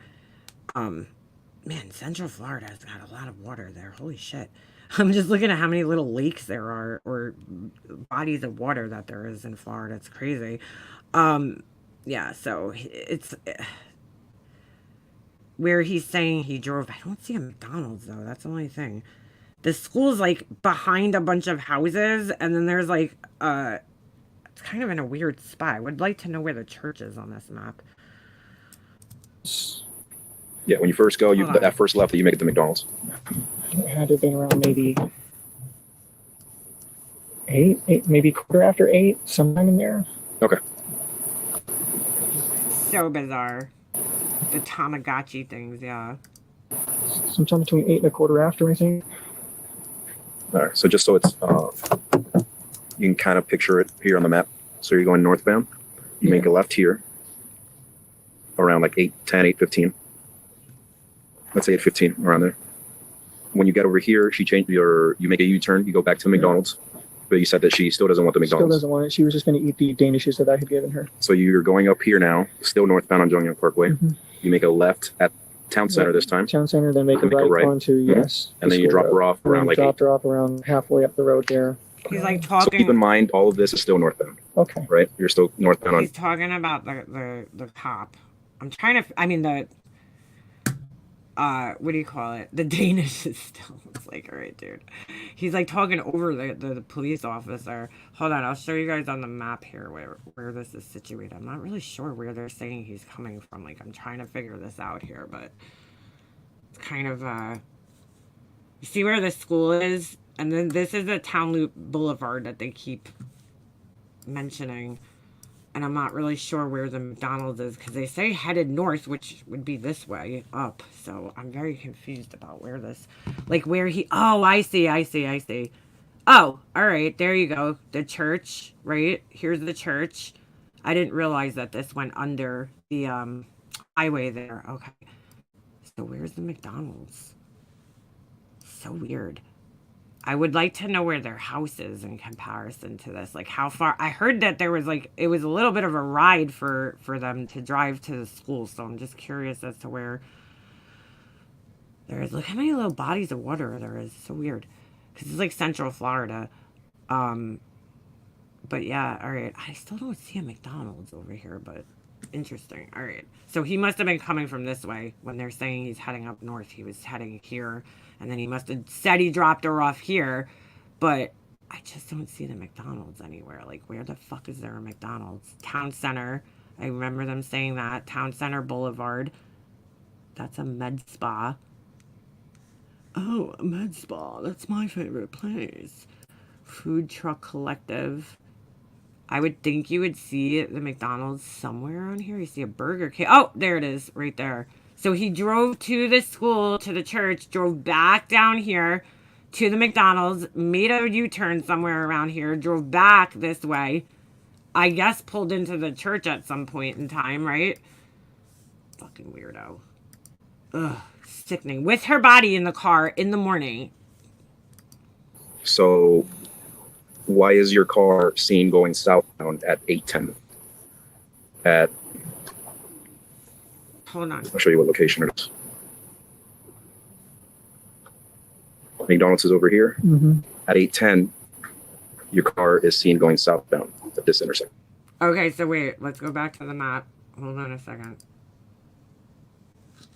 So his car is seen going, so this is north up here. So his car is seen at 8:10 going southbound. I don't know if it's on this road or I wouldn't assume it's this road. I would assume it's one of these roads going southbound. Interesting. At 8:10. His story is just all fucked. All right. So meaning going toward Kissimmee. Mm-hmm. I had forgotten my gate clicker. I'm sorry. I forgot I had gone back to the house Oh my god, I forgot my gate clicker. Duh. real quick after we left because I forgot my gate clicker. I actually had to go through the front gate and use my parking pass to grab my clicker. This makes no sense because the other copy's gonna be like, wait a second, so how did you get in there if you needed your gate clicker? So it was the wrong time. I'm sorry. Like I said, I was guesstimating these times. I'm not a morning person. Okay. Yes. Here we go again. I'm not a morning person. The gone condo out. is 5 some odd miles from the school, and the grandmother's business is slightly further away.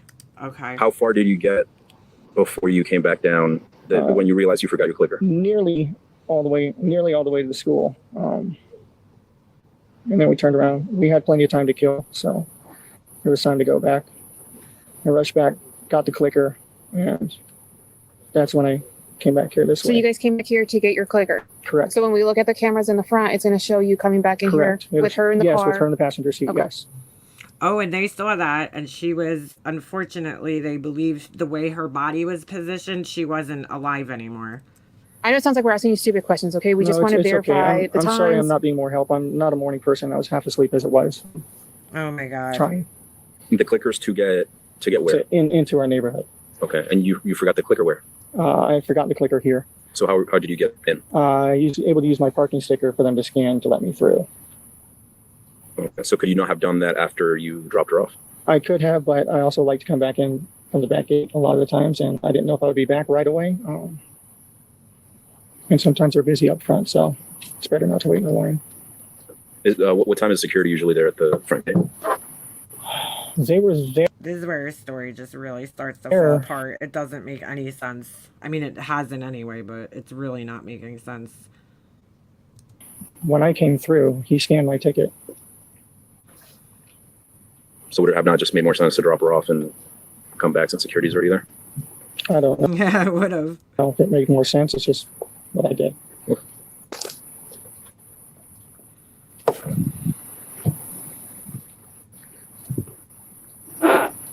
There you go. Oh, thank you. Anything else that we haven't asked you feels important? Maybe that might help us out. I'm sorry. I'm having trouble recollecting everything. I'm gonna How step away for a second. convenient. Anything that you remember maybe she might have told you? She didn't mention anything in particular. I made a joke about her Crocs. She wears Crocs and socks. So weird. What We the were fuck? joking about that. Like, what? Would she say she's usually like a happy, go lucky girl? Very Or, happy. She brings a lot of joy. She's been a good girl. It definitely doesn't feel the same around here if she's not here. It's so weird that he's saying that. She brings a lot of joy. Ugh. Yeah, I'm sure she brought you a lot of joy, you sick fuck. Okay, so yeah, I see where She's so happy too. Ugh. She was looking forward to my visit here. She was looking forward to us all being together. He is so sick. She was looking forward to my visit here. You sick fuck. Ugh. This is infuriating to listen to at this point. She was just happy. She was just very happy. Yeah, she was so happy having... All right, I'm just going to shut up. I loved her like she was my own. Ugh! And it's just, is she the only child? Did you hear that? That is so disgusting. Hey, Gina Marie, I loved her like she was my own. Like, you are fucking sick. You are... Really? Because most dads, they don't love their 13-year-old daughters in the way you were loving on this little girl, you sick fuck. That shit made me sick when he said that. I loved her and she was my own. No, you didn't, you piece of shit. You love somebody as they're your own child. You treat them like they're your child, not your little, ugh, you sick, nasty fuck. Child, or does she have siblings? She is the only child, yes. Do you have any kids with anyone else? Or No. So she's kind of... They call me. So you'd say you guys have a pretty good relationship? Yeah. Definitely a very strong bond. Ugh. But, I'm the person she goes to when her mom gets in a fight with her and she needs someone to comfort her. And like, oh my God. I'm that person for her, How's her relationship with mom? Good. Knowing what we know now and hearing him say this shit, it is so disgusting. I'm the one she comes to for comfort. You sick. Most of the time. I'm trying not to curse that much, but I don't monetize this shit anyway. I'm just trying to like not sound like a complete piece of shit, but there's so much I want to say, but I just can't. Because like every horrible word to describe this guy is in my brain right now. It's disgusting what he's saying. It's fucking disgusting. Puberty not long ago, so she's getting the PMS mood swings, and when her mom gets them too, they butt heads, and so as well as you can expect. But otherwise, very loving. Very loving. This girl knows nothing but love here in this house. She hardly... I remember when I heard this the first time, my fucking had chills going up my spine. She knows nothing but love here in this house. You sick fuck. Knowing what you were doing to her. Knowing what you were doing to her. That is not an expression of love with a fucking 13-year-old, you sick piece of shit. He ever hears of her now. Double-edged sword that is. Wait, you need the clicker thing to get out of the apartment complex? Because I lived in an apartment complex that was gated, but they put the gate in while we were like, after we had already started living there. So it was weird. We had to stop at the gate, but we didn't have like, did we have it? You know what? I gotta ask my husband now. You know what? We might have had a little remote thing in our car or something that, like a sensor or something, now that I'm thinking about it. And yes, you would have needed it. Actually, no, I don't know if you needed it to leave. You might have needed it to get back into the apartment complex. But there was a gate in the back. It never made sense to me at my apartment complex because you could go through the back gate and there was no booth there. So it was only the main entrance had the booth. And I'm like, so what's the point of adding the booth if you're not going to lock the back gate up either? Like, anybody could have drove in the back gate. Anybody. It was wide open right into a shopping center. It made no sense ever to me. So-so. She's so-so in school. Like grade-wise? She's doing a lot better, though. Apparently, she just made Student of the Week. Oh, nice. Okay. Yeah, so we're very proud. That made me sick, too. She made Student of the Week after you say she wasn't doing good in school, right? And then, obviously, there was some type of improvement in school to the point where she made Student of the Week, and she didn't even fucking get to celebrate it. She's doing singing, choir, and she's sounding just amazing. She sang for me last night, and I immediately wanted to show her the movie Sister Act, because the choir singing was so pretty. It reminded me. Told her I was very proud of her. Does she have, does she like video games, anything like that? She does like video games, yeah. She plays Roblox, Minecraft. I think those are the two big ones that I know of. Okay. You don't know if her to like ever have any friends on there that she talks to? Anything she does. She does group chats. She does like voice. Yeah, he was probably on there too, sick fuck. Voice chatting too on it. usually with like her cousins or her friends, and they'll all be playing Roblox or something, yelling at each other on the phone.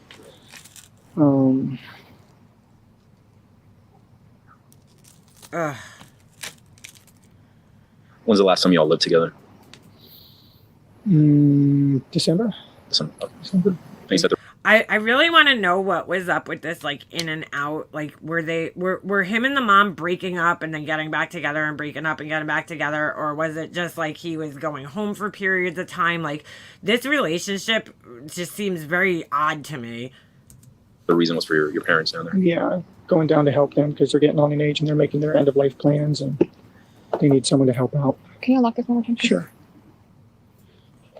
That's his bullshit excuse. So many men that I've known that live with their parents, like, past the age of, you know, what they probably should, they'll be like, oh, well, my parents are old, so, you know, that's their excuse. Meanwhile, it's like, no, dude, you just never moved out of the house, you know?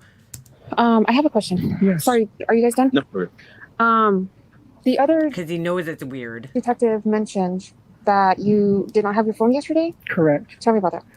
I left my phone Yeah, it does seem that way, Purple Rain, that he was, like, staying with her for that reason. at home in the morning too. I was so I'm actually surprised he left for such, you know, long periods of time, because, like, he must have been shitting his pants while he was gone all the time, because you think about it, like, at any point in time when he's not around, she could have potentially told the mother. And obviously something happened at some point in time that made him do this, you know? Something changed. Obviously this was going on since she was 8 years old, dude. That's years, you know? So, what, 5 years?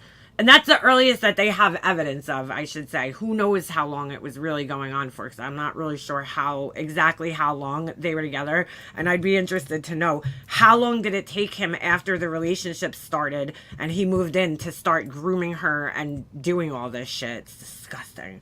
Oh my God, it's just disgusting. But anyway, you know, something changed. She might have stood her ground like, hey, I'm 13 now. You know, clearly she had plans, right? Knowing that she was turning into a teenager. It's a big milestone birthday for kids, right? When they're going from being children to teenagers now, you know, and she told friends that she wanted to move to the woods. It sounds to me like she was finding her voice and she was like, you know, fuck this. I don't need to take this shit anymore. And maybe she was, you know, maybe she threatened him and said that she was going to tell her mom or her grandparents possibly.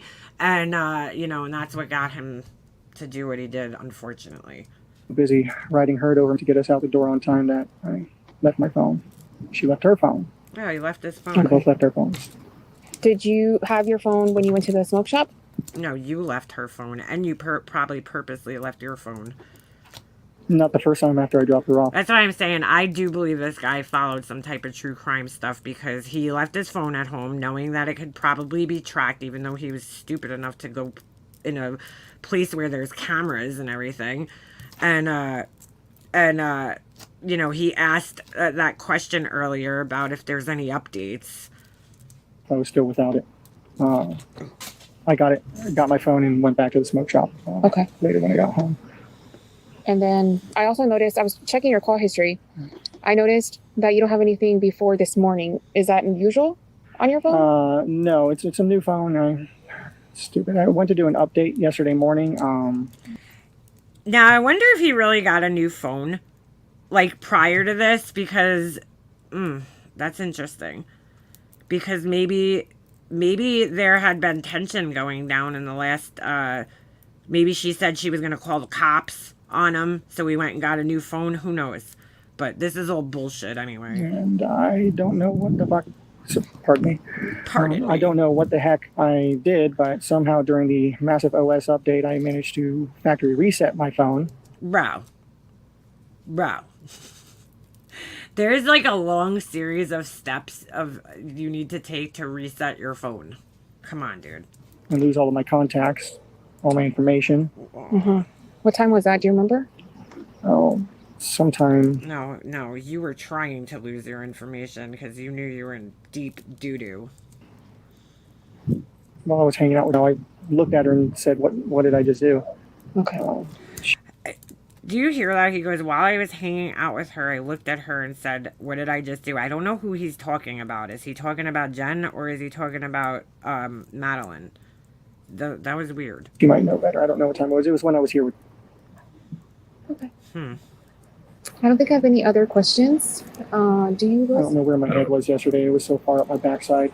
That's okay. We understand. In the meantime, while we're waiting for all this to get sorted out, I am going to hold on to your phone, okay? I'll give it back to you.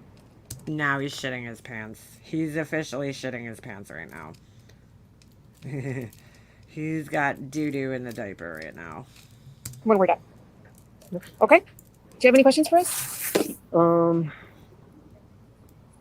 How long are you gonna need my phone? That's. I'm not sure. I'm waiting for my... Out of all the questions he could have asked, right? Like, oh, what are you guys doing next to help find her? Or, you know, like, what? No. How long do you need my phone for? supervisor to call me. My dad. It's just my dad's using that to get a hold of me and get updates. They can call Jen's phone. Okay. Do the other detective... I love how she's just like, yeah. They could use call Jen's phone. give you his business card? I know. I wish we could see his face. Believe so. Okay, well, here's mine in case you want it for any reason. Okay. Okay? Mm-hmm. Do you swear that everything you told us is true? Yes. Okay, thank you so much. Thanks for your time. We appreciate it. I know it's a little hectic right now. And then I know you were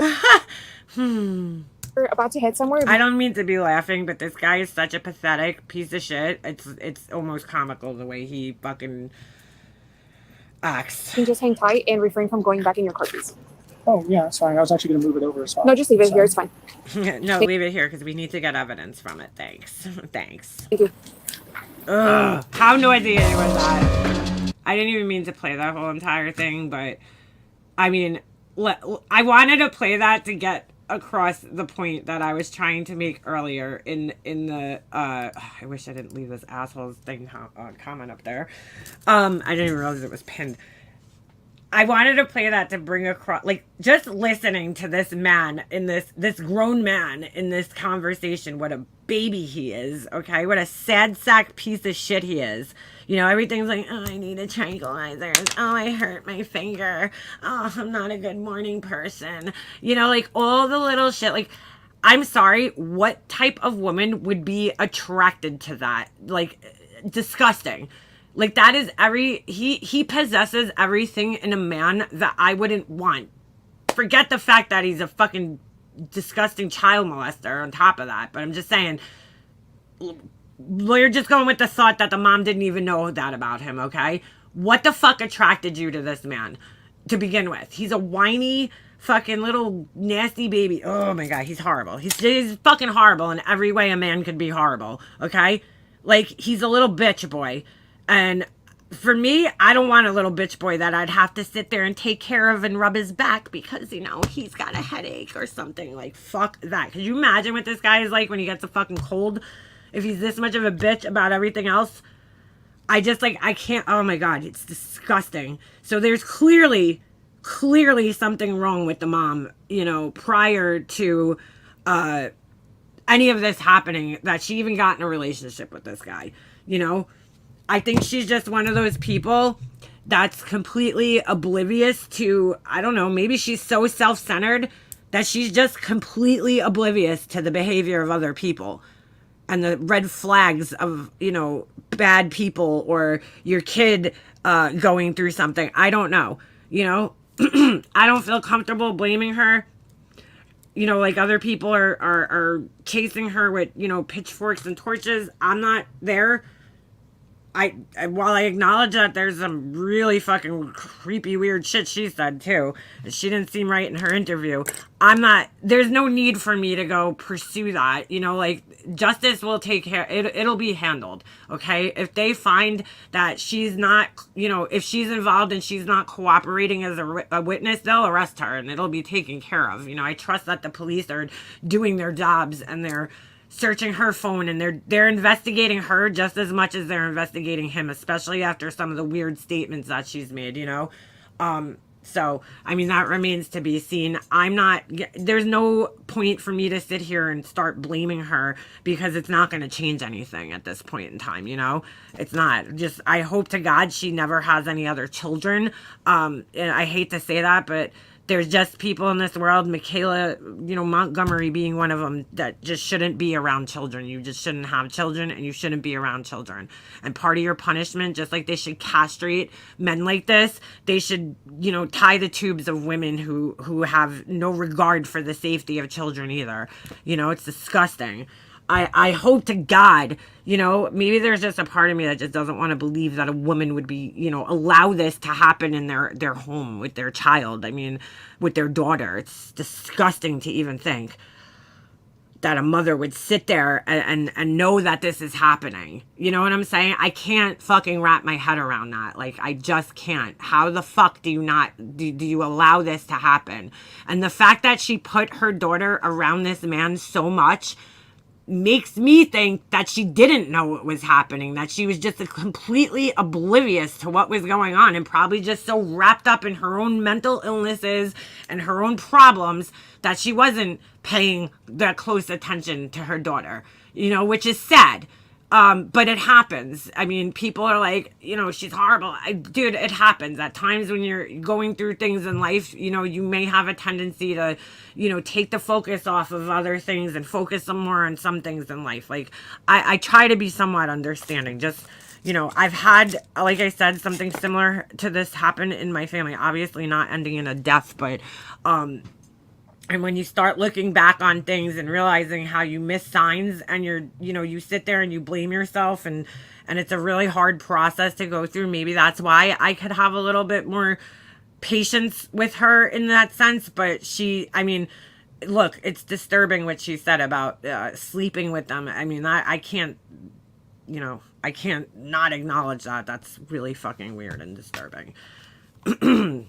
Yeah, we generally, some parents just don't have that in them the same way. It's funny. I pulled up to, you guys know I drive my son to school every morning. So, hold on a second. I'm just going to switch over to my phone real quick.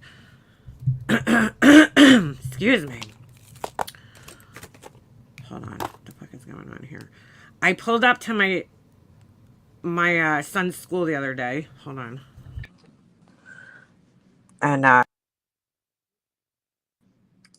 removed the wrong one. Anyway, I pulled up to my son's school the other day, and typically, the buses were gone already. Like, the buses had pulled out, and so there's usually like a line of cars where the parents pull up in the front. And I always, when my son was in like first grade, second grade, I would get out of the car and I would walk up with him to the door. This is actually the first year that I actually let him like walk by himself to the door, which is, I literally pull up right to the front of the school where, he just has to walk down straight to the doors. It's like a, I don't know, 30-foot stretch, maybe, down the walkway. It goes straight to the door. But even at this age, I always think to myself every morning, like, I still make sure he goes through those doors. I cannot pull away until he is in those doors and I know he's safe in school and the doors closed behind him. Like, I just can't do it. And most parents that I see do the same thing, on the line. They'll sit there and they'll wait until their kid actually gets in the school. Unless they're really young, then they'll walk up with them. But the older kids, that are my son's age, parents will just watch from the car and just make sure that they get in the door. The other day, his mom pulls up in front of me, and her daughter had to be first or second grade. And the daughter gets out of the car and walks up, and the mom pulled away. And I was like, what the fuck? I don't know, because I'm not used to seeing that. Because I'm like, almost every parent I've ever seen on the drop-off line stays there until their kid gets in the school. I've never seen a mom pull away like that. But especially, I was kind of shocked that she didn't get out of the car and walk with her, because typically when they're that young, I always see the parents getting out and walking them up to the door themselves. And that was like one of the first times that not only did I not see the mom get out of the car with the little girl, I mean, she pulled away and didn't even watch her going into the building. And I was like, I sat there and made sure she got into the building. My son had already gone in, and I sat there and waited for her to get in, because I couldn't pull away right away after my son got in there, because she was parked in front of me at first. And then when I noticed her pulling away, I was like, where are you going? Like, I just couldn't believe it. I'm like, I don't know. I was like, maybe she just like, I kind of felt bad for the little girl. I was like, her mom didn't even stay to see if she got like in the building okay. You know, like I was taught that at a young age. You drop somebody off at home, you make sure they get in the door before. I don't know. It's just like a thing that I have to do, no matter who it is, even if it's an adult. I feel like I drop somebody off. If you're in the car with me and you're the last person that I was, you know, I'm the last person that you were with, I'm making sure that you get into your house or wherever I'm dropping you off safely before I pull away. I will not pull my car away until I make sure you're in where you're supposed to be. I just couldn't believe she drove away. And I'm like, I guess just not every mom's built the same, you know, every parent. I don't know. I mean, obviously that's, I don't know. I don't know what was going on in this situation. I don't know where this mother's head was at and why she allowed her daughter to spend this much time with this guy. I just, I don't know.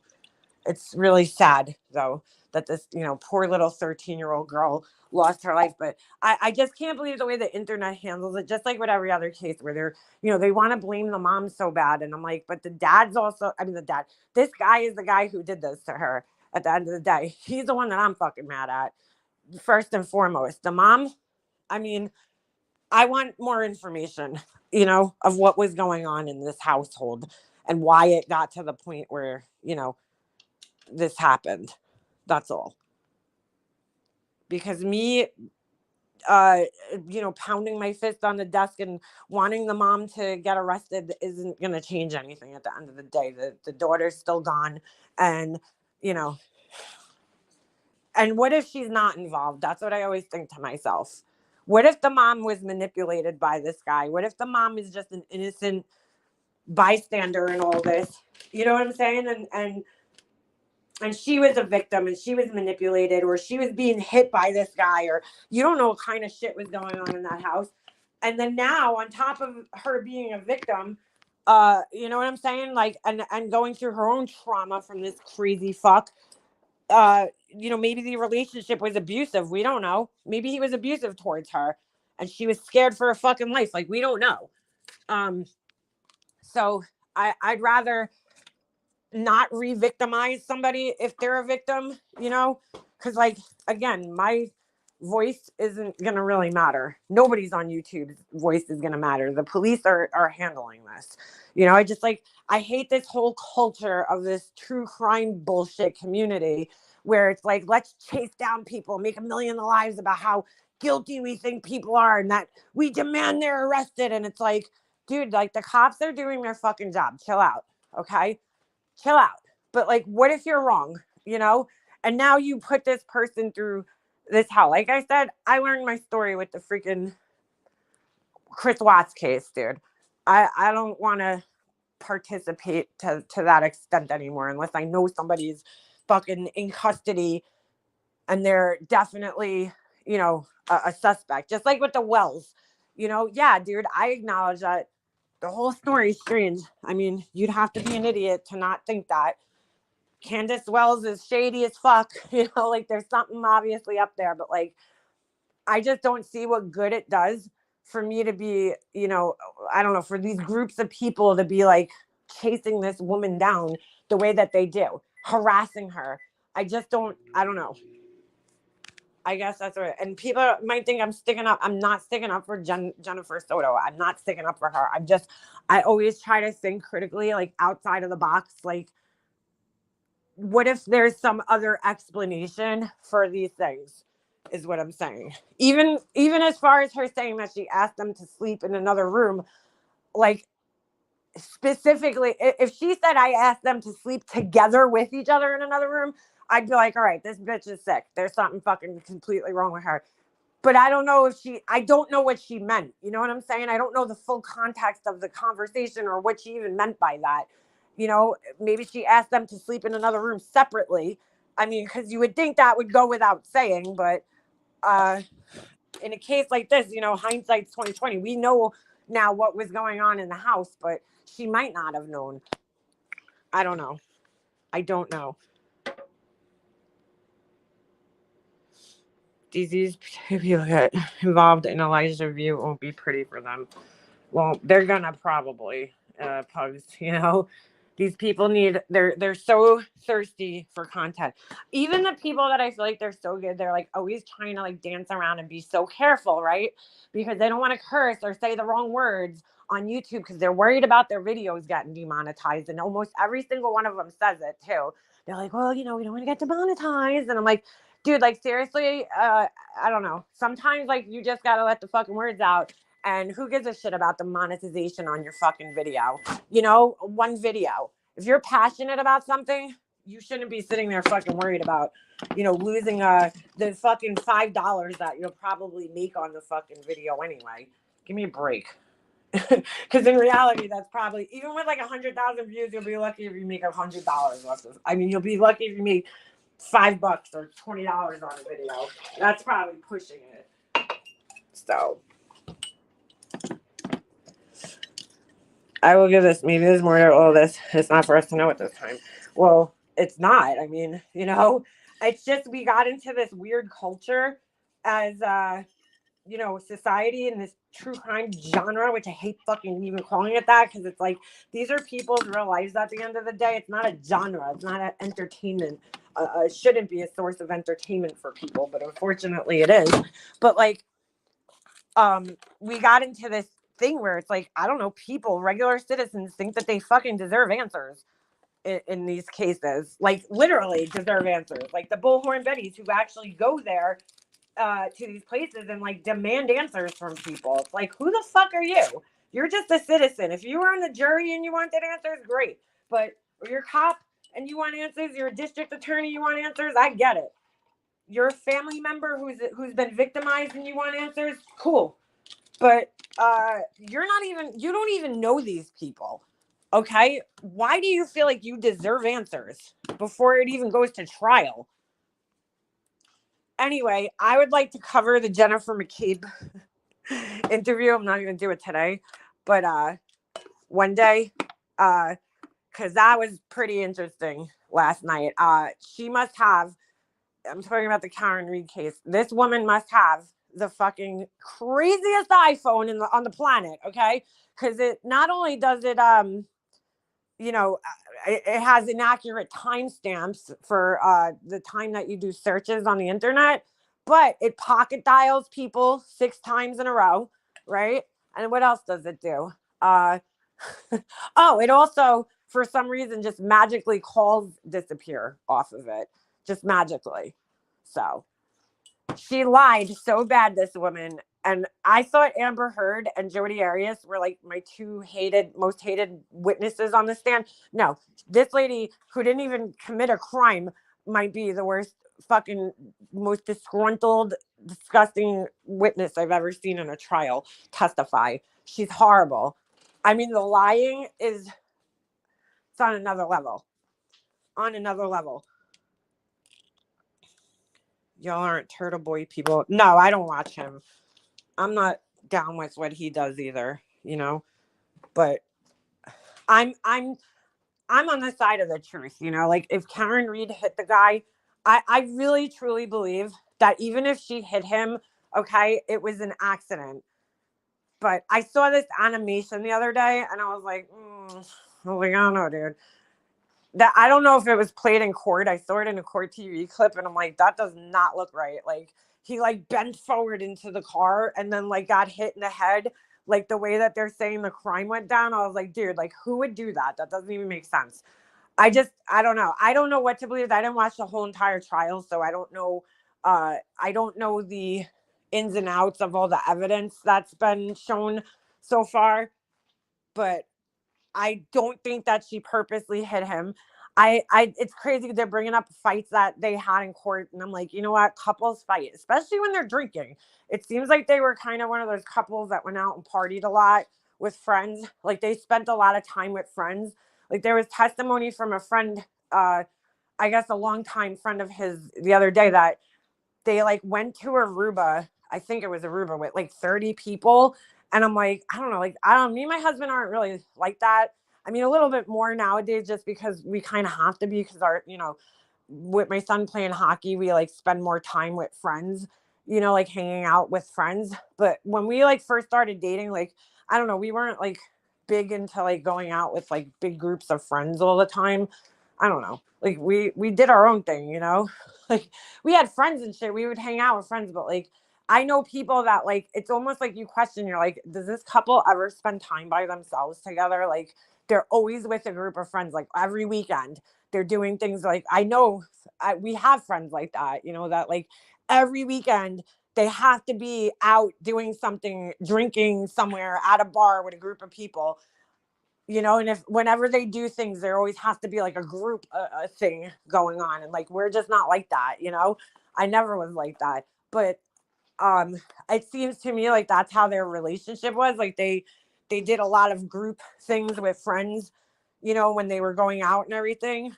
Like, you know what I'm saying? Instead of going out to dinner and just having a night with the two of them and going out and then coming home, they're like going to the bar, meeting up with groups of friends, which I'm not saying there's anything wrong with that. I'm just saying that it seems like the type of relationship that they had, that they were all, you know, always kind of drinking and hanging out with a group of people that were drinking. Because I was like, who the fuck goes on a vacation in their adult life with 30 other couples? Like, that's so weird.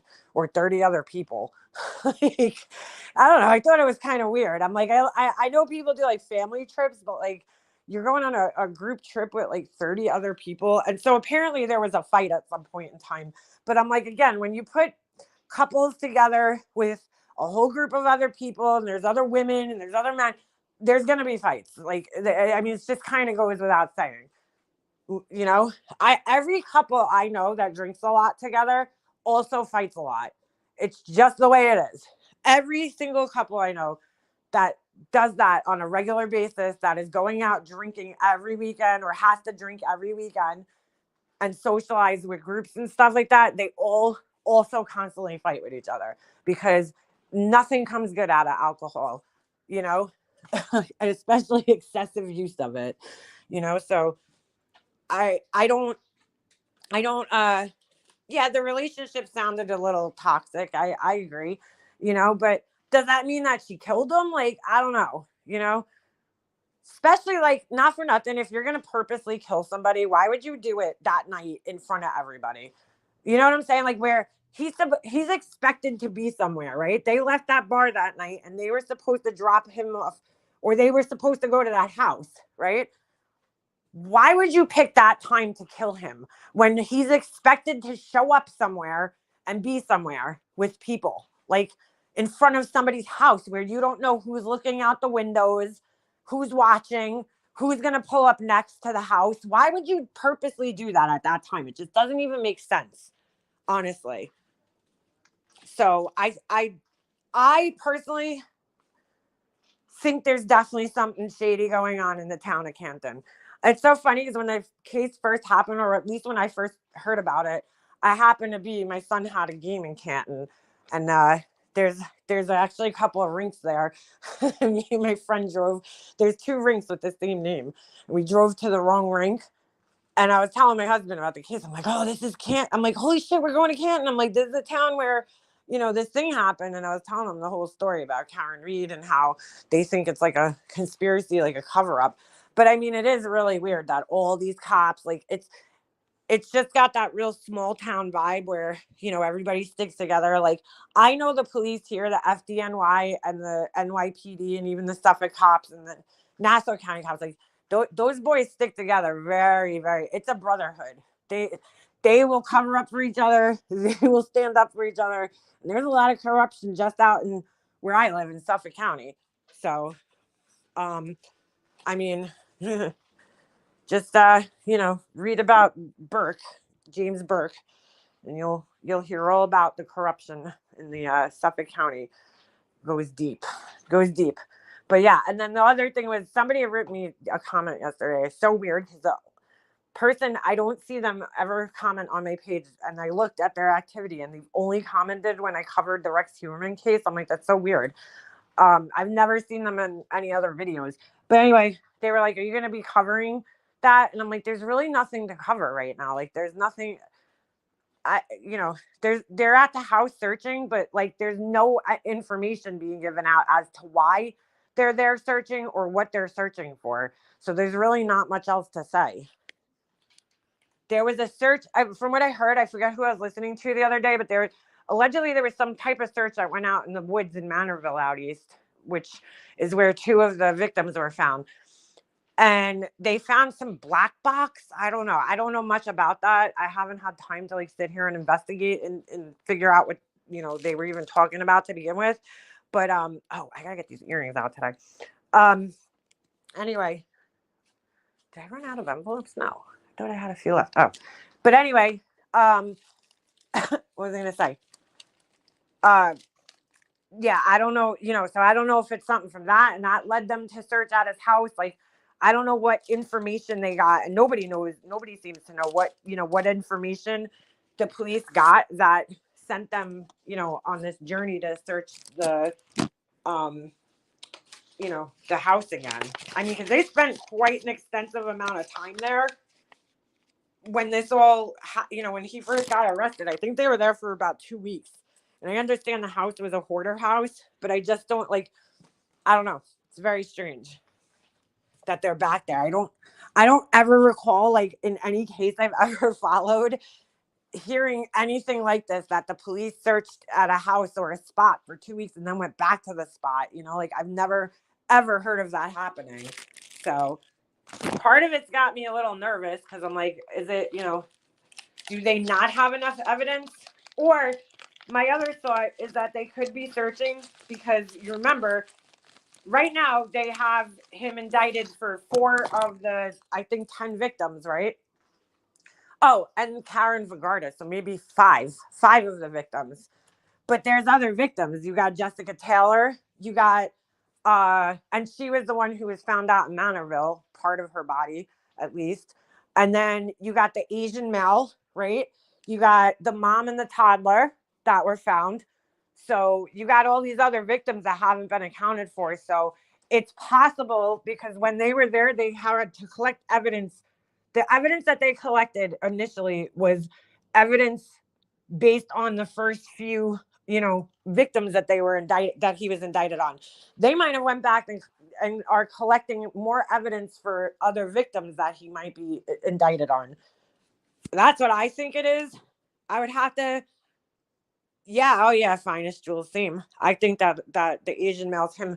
I mean, that's a very specific search. Asian twink. If you look it up, what it means like a gay Asian male. So yeah, I mean, that's a pretty specific search. Fucking weirdo.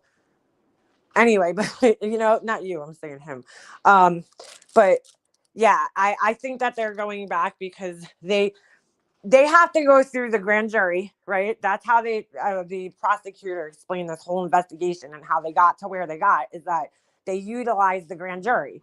It's a secret grand jury. We'll never, know what was said or shown in the grand jury, but they utilized the grand jury to do all this. So I have a feeling that there was another secret grand jury, convened or whatever, and that it came from that, and it's probably having to do with other victims, because like they didn't have.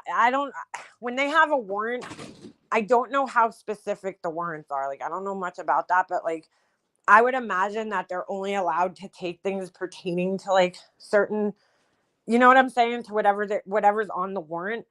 So there might have been other things that they didn't take because they didn't at the time think that it pertained to the, charges that he had at the time, but now they might be, who knows.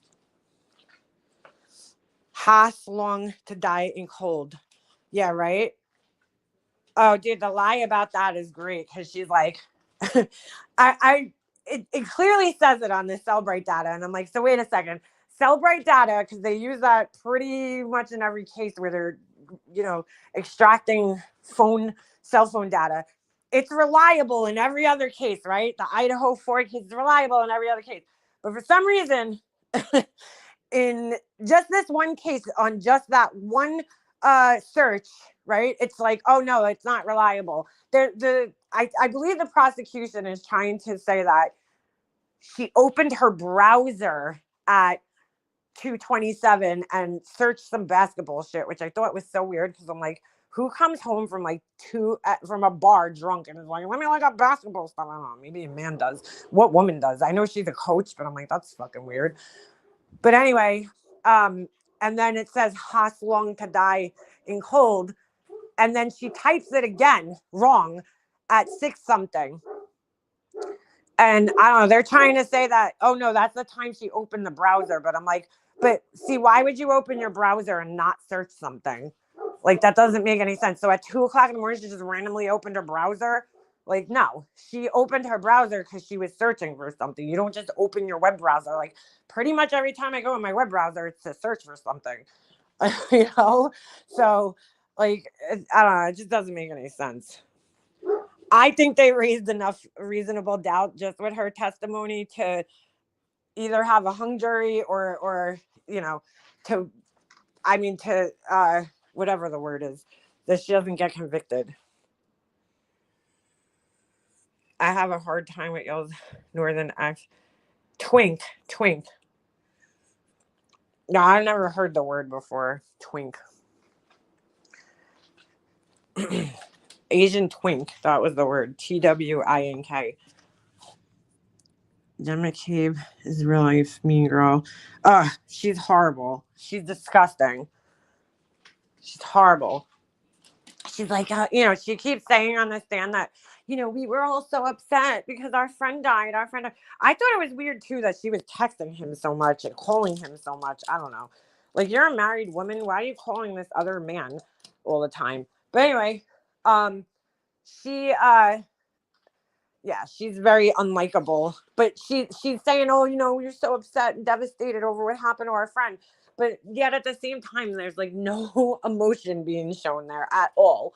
She's like the ice queen, just cold, like no emotion at all, except for anger, because she's being questioned. I gotta say, her attorney's doing a phenomenal job. I mean, on the cross-examination and everything. Phenomenal job. But the judge seems a little tipped towards the prosecution in the sense that, like, every time, I've never seen a judge just sustain so many objections without, like, I don't know, if I watched the Jodi Arias trial and there was a lot of objections during a lot of the cross-examination from the prosecutor. And I mean, it was just sidebar after sidebar after sidebar because, they would argue the objections a lot of the times, or the judge would want clarification or would have to explain to the attorneys, like, how to go about, whatever. And that's one thing during this whole cross-examination that got pretty heated. I didn't see many sidebars happening, which was kind of shocking because typically, like, during situations like that, you'll see a lot of objections and a lot of the judge trying to get like clarification on what the objection's about, or they'll go into a sidebar. I mean, they literally are just objecting and the judge is like, sustained. And I'm like, it seems to me like they're just a little bit more tipped in the favor of the prosecution with the objections, at least. I'm not saying the judge is doing a bad job, but like more often than not, the objections are sustained, which I don't know. In any other trial I've ever seen, I haven't seen judges sustain things that quickly, and so many. It's like, and a lot of them are like they'll just repeat the same thing, and there'll be an objection, and then she's not like, it takes her like a couple of times until she'll say something. I don't know. It's just kind of weird. I want to hear what cell phone experts say because I've seen things come across wonky before, and I don't think they could rope the cell phone data company into a conspiracy. No, I would like to too, but then at the same time, the defense could have a cell phone expert come in and say a totally different thing. Like, that's what happens in these trials. It's crazy. But I don't know. I mean, I don't think there's a way that, like, when you're typing, your keystrokes are being typed into your phone, right? So every time you make a keystroke, like, I don't know, I would assume that the iPhone's recording keystrokes just like it records all other kinds of data, right? So like when those keystrokes happen and those words are typed in and then it's submitted into the search, you're talking that your search history, right? When you search something, whatever you use, Safari, Chrome, whatever one you use, it's keeping a record of what you search. So if you go in your search history, right, it says today, it'll say yesterday. And, during while I was listening to this last night, it was saying something about how you could delete it. And she's like, oh, I wouldn't even know how to do that. So I went into my own search history and it's so easy to delete it. All you have to do is just slide to the left and you can delete your search. And so even though when you delete things off your phone, there's still a backup file being made, right? So that search, and then Google also, I'm sure maintains a history unless you were in the private browser. But I think even then they could still get information, which I was questioning last night anyway, because if you look at the paper that's shown in court and you look at the location of the file, it says private. And I don't know if that's just like where it was stored in the phone, or if that means she searched that in the private browser. You know how on Safari you could go, for those of you who have iPhone, I'm sure they have it in what do you call it? They have it in Android too. You could search in like a private browser where it's basically like if you log out of YouTube and go in incognito. I know in Chrome it's called incognito. So it's like you're not signed into anything. So it's not like recording your keystrokes, because you know what happens. You search for something. Let's just say you're like, want to search for my fucking anus is itchy, right? And you don't want ads of fucking, I don't know, Preparation H coming up on your thing. So you go in the private browser and you search for that. I don't know what the fuck made me think of that, but but you know what I'm saying? You go in there and something's, you search something that you don't want to like have in your history, I guess. I don't know. Or you don't want to have like, you don't want YouTube to, I'm not YouTube, you don't want Google to start like suggesting your, things to you in results that you don't want to see necessarily. Like you're just searching this one time and you don't need to, whatever. I don't know. So I'm wondering if she searched that in the private browser part and not in like the regular, just browser. I think this will come down to forensics. I don't think the state would be wasting so much time with eyewitnesses if it wasn't for the defense conspiracy narrative. I mean, I feel like it's more important for them to, the forensics and the I guess, technology and whoever they have, the experts that they have come in, because like, I don't rely on in any case much on witness testimony. I don't. I just like, because I feel like people can lie very easily. So, and also people's perceptions are always different. And I feel like that's like the least reliable form of testimony during a court case is like eyewitnesses. So, or just witnesses, and like people who are friends or family, because of course they're going to be biased. You know what I'm saying? Like the girl, she got in a fight with some girl when they were in Aruba. Of course that girl's going to be biased against Karen Reed. Like, if they got in some type of altercation at some point. So it's like, I don't know. I don't put too much stock into that. I try to do most of my Googling on my personal phone. Yeah, well, I would too. I wouldn't be using my work phone. Like we talked about. Bras. What just happened the other day? I was like, holy shit, my phone was listening to me. Who was I talking to? I'm like, my phone was listening to me. I'm like, we were talking about something, and then all of a sudden it popped up on my phone, like in YouTube. I'm like, they were listening. With some video we were talking about. I don't remember. But yeah. I'll be waiting for Brian Higgins and his mysterious Jeep with a plow. Yeah, I just don't trust any of those people in that situation. It's just, they're all friends. The investigator that was investigating is friends with them. Like there's just it's too much. It's too much. If she hit him, I don't think it was on purpose. One thing that I noticed though is like everybody's like, oh my God, she was frantic at the scene when she found his body, and I'm like, they're like, or they're like, oh, she found his body right away. She went right to it. I'm like, well, she was looking for it. You know what I'm saying? Like she was on high alert looking for his body. Like not for his body, looking for him. You know, like maybe he passed out on a lawn somewhere. I mean, we don't know. Does John, you know, does this guy have a history? Because I have a couple of friends that had a history of like passing out on people's lawns when they drank too much, or passing out in people's driveways. And I mean, one of our friends' wife used to call all the time, you know, did you see my husband? Because he would be passed out. He was known for passing out in weird places after drinking, after a night of drinking. He'd be in somebody's driveway. He'd be in, you know, somebody's front lawn. Sometimes he'd be in his own front lawn and she just didn't know. So I don't know, you know, what this guy's drinking habits were. Maybe she knew him to be like that, you know, just because he's a police officer. I know some police officers who used to get shit faced, you know, so that doesn't fucking mean anything. You know, so I mean, she's obviously looking for him. Did he fall? Did he get hurt somewhere? You know, she's drive by the house. Of course, she's gonna spot his body out. She's got the most concern out of everybody there because it's her boyfriend. You know, so she's on the highest alert there. I mean, she lives with him, or did they live together? I think so. You know, they take care of his niece and nephew together. Like, of course she's going to be on the most high alert and the most frantic person there. It's a little different when it's your, you know, significant other versus a friend. He obviously drinks a lot. They went back to his house and to look behind the couch and floors. They didn't live together. Okay. Wait, yeah.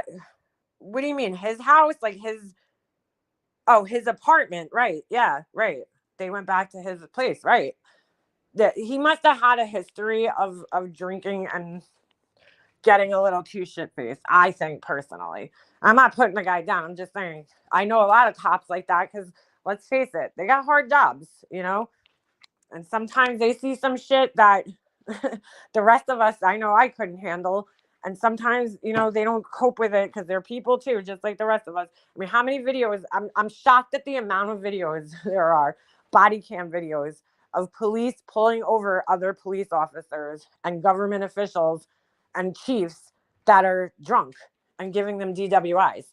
There's a whole freaking like genre of videos on here of just that, police getting fucking pulled over and getting, you know, DWIs and whatever. So they can't do anything else to cope. You know, they really can't take any other kind of drugs. So they drink. It's legal. You know, they're drug tested for everything else. It's not like a cop could go home and smoke a joint and be like, yeah, you know, to unwind. They a lot of them end up drinking, unfortunately, to deal with what they got to deal with.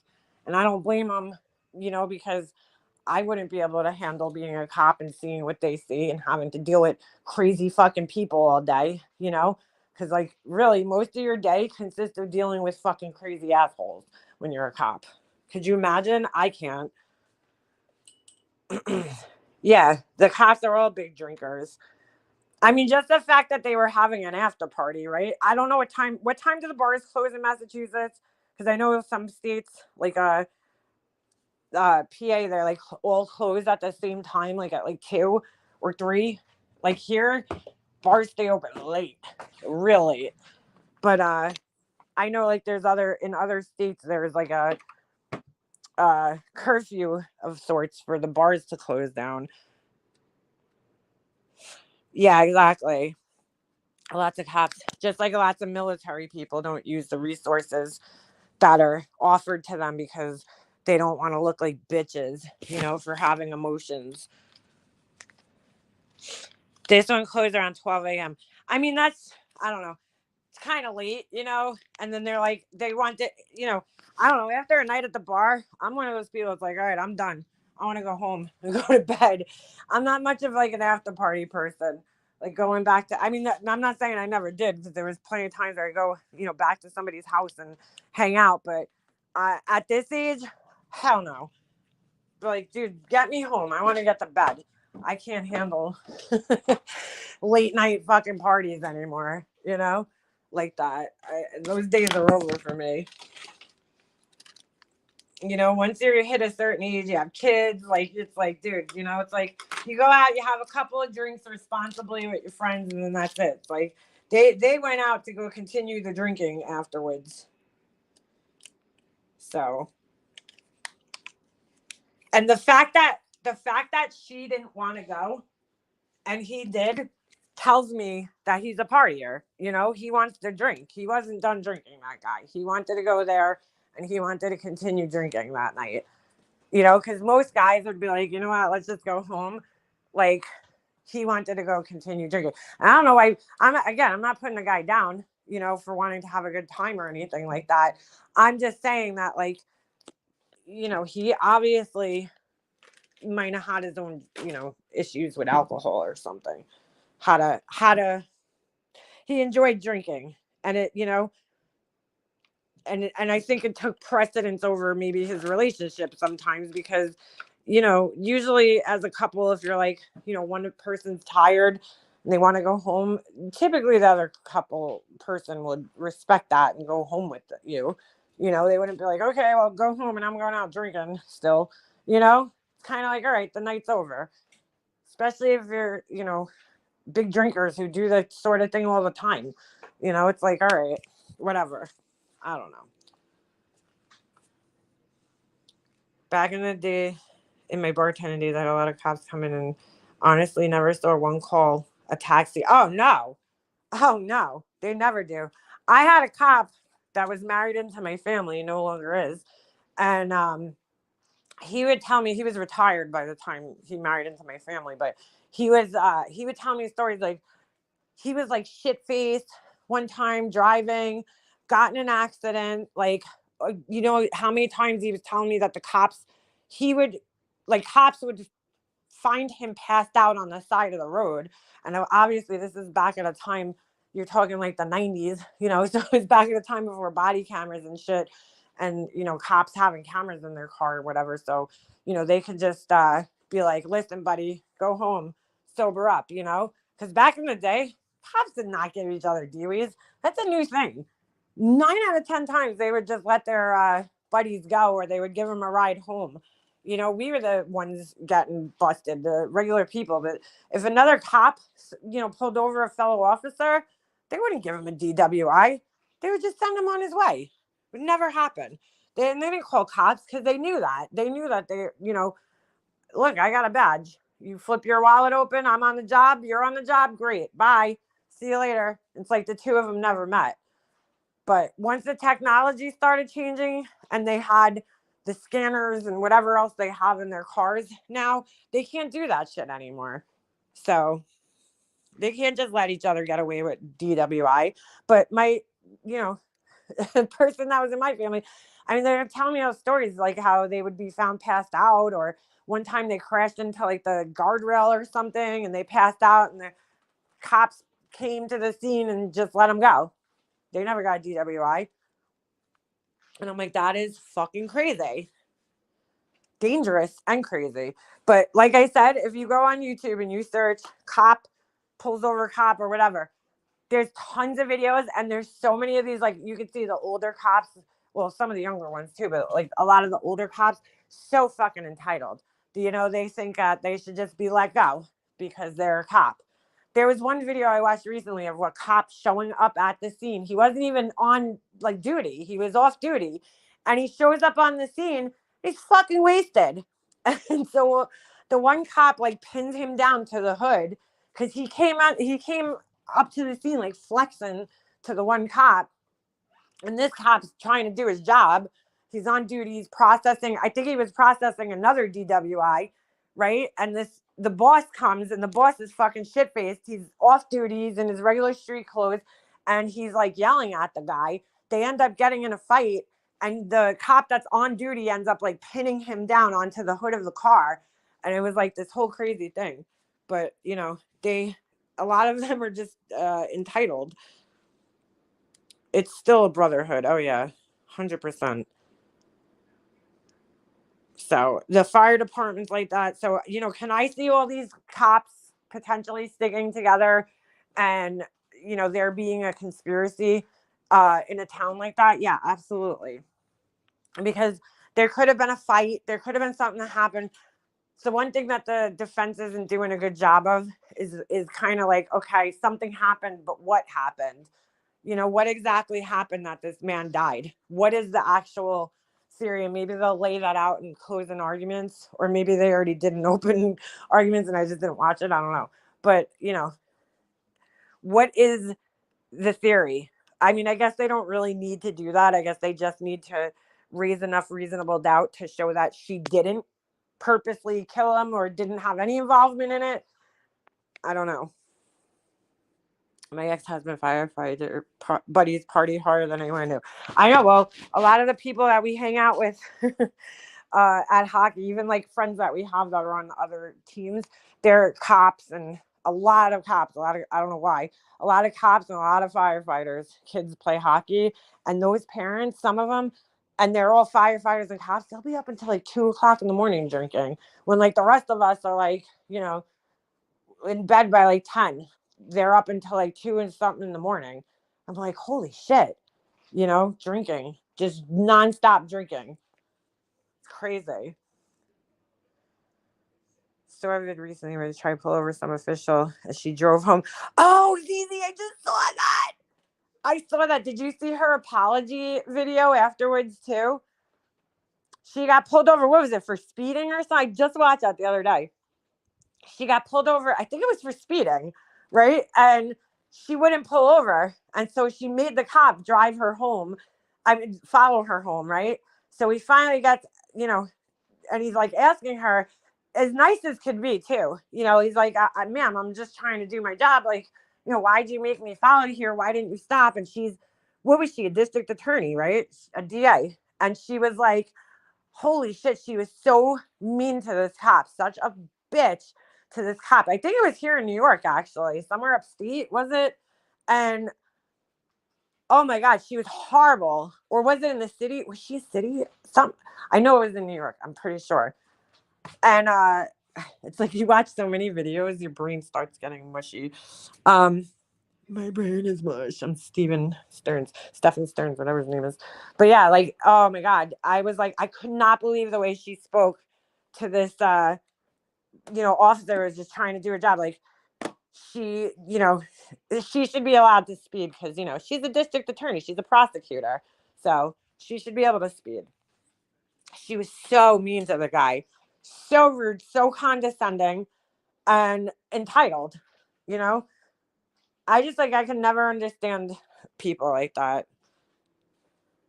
Maybe play it. Oh, I'm on my phone now. I can't play it from here, from my phone. And my phone's about to die. I gotta get off here in a minute anyway. So my little guy's getting off the bus. But the short version is they were drunk. They got in a fuss. She drops him at the house, and wait, I'm sorry. Hold on. Let me go back and read this. Oh, wait. The short version is they were drunk. They got into a fuss. She drops him at the house and then hit him going in reverse out of rage. No one's claiming she pre-planned it. But like, dude, all right, that's the other thing. It was snowing that night, right? The weather wasn't that great. I know it wasn't snowing heavily at that time, but like, I mean, she had to be going pretty fucking fast to kill the guy hitting him. Like, how fast did she go in reverse? Because I thought they said some like ridiculous amount of like a stretch of like was like 60 feet or some shit like that of her. Like, how fast could she have been going where she hit him fatally? I mean, I saw 2 people in my life get hit by a car, right? When I was a little kid, my friend got hit by a car when we were riding our bikes. And I mean, dude, this kid flew up into there. This guy was speeding, though. He was going down the street doing at least, I would say, 40, you know, on a residential street, maybe more than that. And I mean, he came speeding down the block. My brother crossed the street. I was 5 years old when this happened. It's like one of the most vivid memories I'll ever have from that young, you know. My brother, you know, crosses over. We were riding in like a row. So it was my brother, then it was the kid Sonny, and then it was me.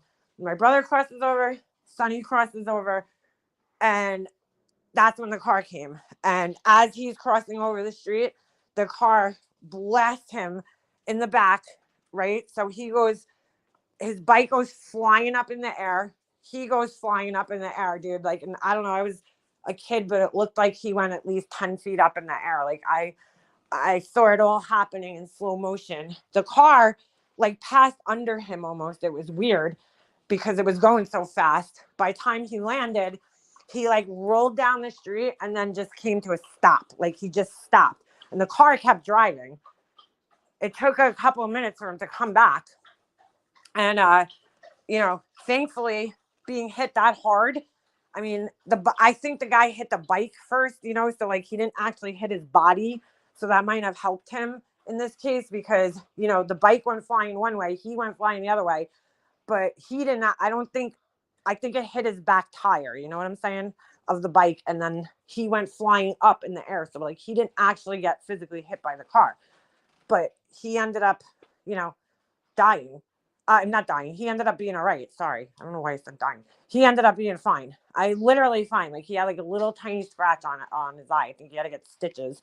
The guy eventually ended up coming back and everything. My brother left me there and I thought my friend was dead in the street. Like, I don't even know if I fully comprehended what dead meant. I thought it just meant like not moving. And that's what I thought at the time. He was just laying there. My brother ran home because obviously we didn't have cell phones in the 80s. So he went home. Whatever. I think I've told this story before. Second time I saw somebody get hit by a car was I was in the car. It was my ex-boyfriend. He was driving. I was in the passenger seat. And this girl that we knew, which we didn't realize until after we hit her, or right before we hit her, rather. I was like, holy shit, it's Jill. Fuck.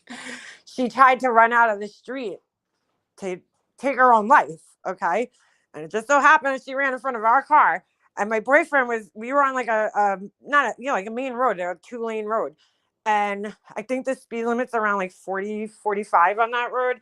And we were going pretty fast. There was a red light, but then it turned green. So my ex, he tried slowing down, but then he saw the light turn green. So he took his foot off the brake, you know? And then he started to accelerate a little bit. And she was about 20, 30 feet in from like the light where the intersection was coming out of somebody's house. She was standing in like the median in the middle of the road.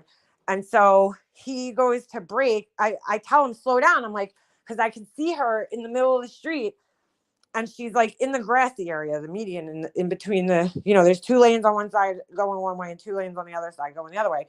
And she's kind of like rocking back and forth. That's the best way I could describe it. She's like putting her front foot, then on her back foot, like, you know what I'm saying? She's like rocking back and forth, almost like when, I don't know, I ran track and that's what you kind of do when you're waiting for them to shoot the little gun so you can start the race, you know, you're like kind of rocking back and forth. That's what she looked like she was doing. Like she was, and I tell him, I'm like, yo, slow down because I'm like, she looks like she's going to run out on the road. He's like, man, it's like, you know, it's a well-lit area. He's like, you know, she's got to see us. Right. So he breaks a little tiny bit, but like not enough because we're getting closer and closer. When we get about like, I don't know, it seemed like maybe 10 feet away from her, not even, she just fucking runs into the middle of the road. So she got clipped by the corner of his hood. He had a Saturn. It was like the worst car. It was so ugly. He had like a blue Saturn. And you know how the hoods used to go down on those like back in the 90s? They don't even make Saturns anymore, right? It's like not even a thing. But anyway, he clipped her with the right side. So it was on my side, the passenger side. Thank God he turned a little bit to kind of avoid her. He swerved to the left. And so she was already out in the middle of the lane. Like, so he had to turn left. So she like rolled up on the hood a little bit. It happened so fast. And then next thing I know, like I see her big, I shouldn't laugh, but it was kind of funny. I'm sorry. She had a big white puff jacket on, like a puffer jacket on. And I just see it like this marshmallow just like squished up against my window. And like next thing I know, I go to look in the rearview mirror and I'm like, oh shit, it's gone. The rearview mirror is completely gone. And I'm like, what the fuck? And I had to turn around and I just see her body spinning down the street, just rolling like a rag doll. And then our friends were following us. Our friend had like a Bronco and he's like, like the little Bronco, not the big one. So he's like following us and I see him swerve out of the way so he doesn't run her over. It's like he was following pretty closely behind us. So he swerves out of the way because he almost fucking fully ran her over. And yeah. And then we all stopped. We got out, you know, and whatever. And we like, she gets up. She was on so many drugs, this girl. She gets up, she's like, my arm hurts. I'm like, you think? I'm like, you just fucking got hit by a car. So yeah, I would think your arm hurts. So I think she just broke her arm. And again, we were probably going around like 40 something miles an hour when we hit her, and she got a piece of the car, dude. Like she definitely got hit by the car. So those are only 2 cases, obviously, that I myself have seen people survive getting hit by a car. So in snowy conditions where somebody's backwards driving, right, backing up, hitting somebody, and in the animation I saw, because they keep saying she ran him over, which would indicate that he fell and then she like went over him with the car. But in the animation I saw, and again, I don't know if this was shown in court, he's standing on the side of the car, bends into the car, right? She backs into him, hits his head, and then he rolls back. Like, and I'm like, that doesn't even make sense, like physics wise, because if you got hit, your body would fall in the direction that you were getting hit. You would not fall backwards. You wouldn't get back up after getting blasted in the face with a car and then fall backwards. That doesn't make any sense. I don't know if that was just like a court TV thing, but if that's the animation they showed in court, I was like, oh, this ain't good. This ain't good. Not good at all. Men are actually just the worst creatures. I don't think so. But yeah, I don't know, dude. It's just, it's like, did she hit him or something else happened there? At the same time, though, you would think I don't know. Sometimes I do think to myself, though, it's like, that's a pretty elaborate plan to come up with in a few hours. They're like, oh, I know. Like say if there was a fight that happened in the house, right? And that's why he died. Like, who came up with the idea of like, I know, we'll plant him outside in the front yard. You know what I'm saying? And leave, like, that's a lot of people to be in on that, first of all. But also like, oh, we'll plant his body in the front yard and we'll say Karen hit him when she dropped him off. Like, who came up with that? I don't know. I don't know what to think in this case. It's very, very bizarre, to say the least. Maybe he was hit by a plow. Oh, yeah. Yeah, I heard that. Which could be possible. What if he went outside to cool off or something and he sat out there and, I don't know. Wasn't he wearing like a t-shirt? That was another thing. I'm like, he must have been pretty toasted, at that point in the night, because like he was wearing a t-shirt when he got out of the car. I'm like, dude, it's fucking cold. I mean, I live in the Northeast and that's colder. It's cold up here in that time of year, I don't know many people who walk outside in short sleeve shirts at that time of year. So he must have been feeling pretty good at that point in time. I thought maybe he was hit by that. Well, yeah, right. I just read that. That's my thing. The conspiracy theory doesn't make sense. And I don't know that the state's theory makes the most sense. Yeah, well, that's what I'm saying. That's why if she did it, I feel like she might have done it by accident because let's face it, she was drinking as well, and maybe, I mean, look, she backed out. Yeah, you can see it in the video. She backed out and hit his car right at 5 a.m, whatever time it was. She went to go searching for him. And she didn't even like flinch. Like she didn't stop and say, oh shit, I hit his car. But then at the same time, I think to myself, well, maybe because she was just in such a panic because he wasn't home that she, you know what I'm saying? Oh, Fergs, it was a funny thing. If you knew the girl, Jill, that we hit, you would have understood. You would have understood why I found it funny. The girl was like a nutcase. Like she really was. Like, I ran into her at a bar years later and she was like trying to talk to me because she tried suing my ex-boyfriend years after. And like me and this boyfriend did not end on good terms. Okay. We didn't have a good relationship. So the last thing I wanted to do was have to be in contact with him again in any way, shape, or form. Right. So you can imagine how shocked I was 3 years later when he comes knocking on my door telling me that he's getting sued by this girl. I'm like, what? And then I had to go do depositions and all this shit. And I was like, she's suing you? It was like, dude, it was like 3 years after. It might have even been more. After she got hit, she decides to file a lawsuit. She must have been like hard up for money. I forget. There was a rumor going around about something that she was trying to buy or something. I forget.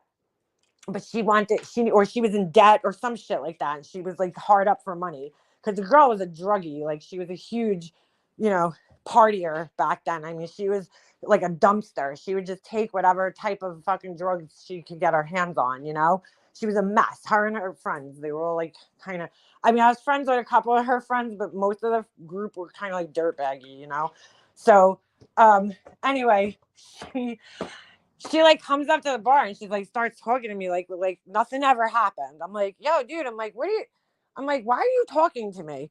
I'm like, you realize you're trying to sue somebody when you tried to, I don't even care. I wasn't even cool with my ex at that time, but I was like, dude, like he don't have, first of all, anything. I think she was suing the insurance company, like his mom or something like that. Cause I think it was her car. I think the car was in her name at the time.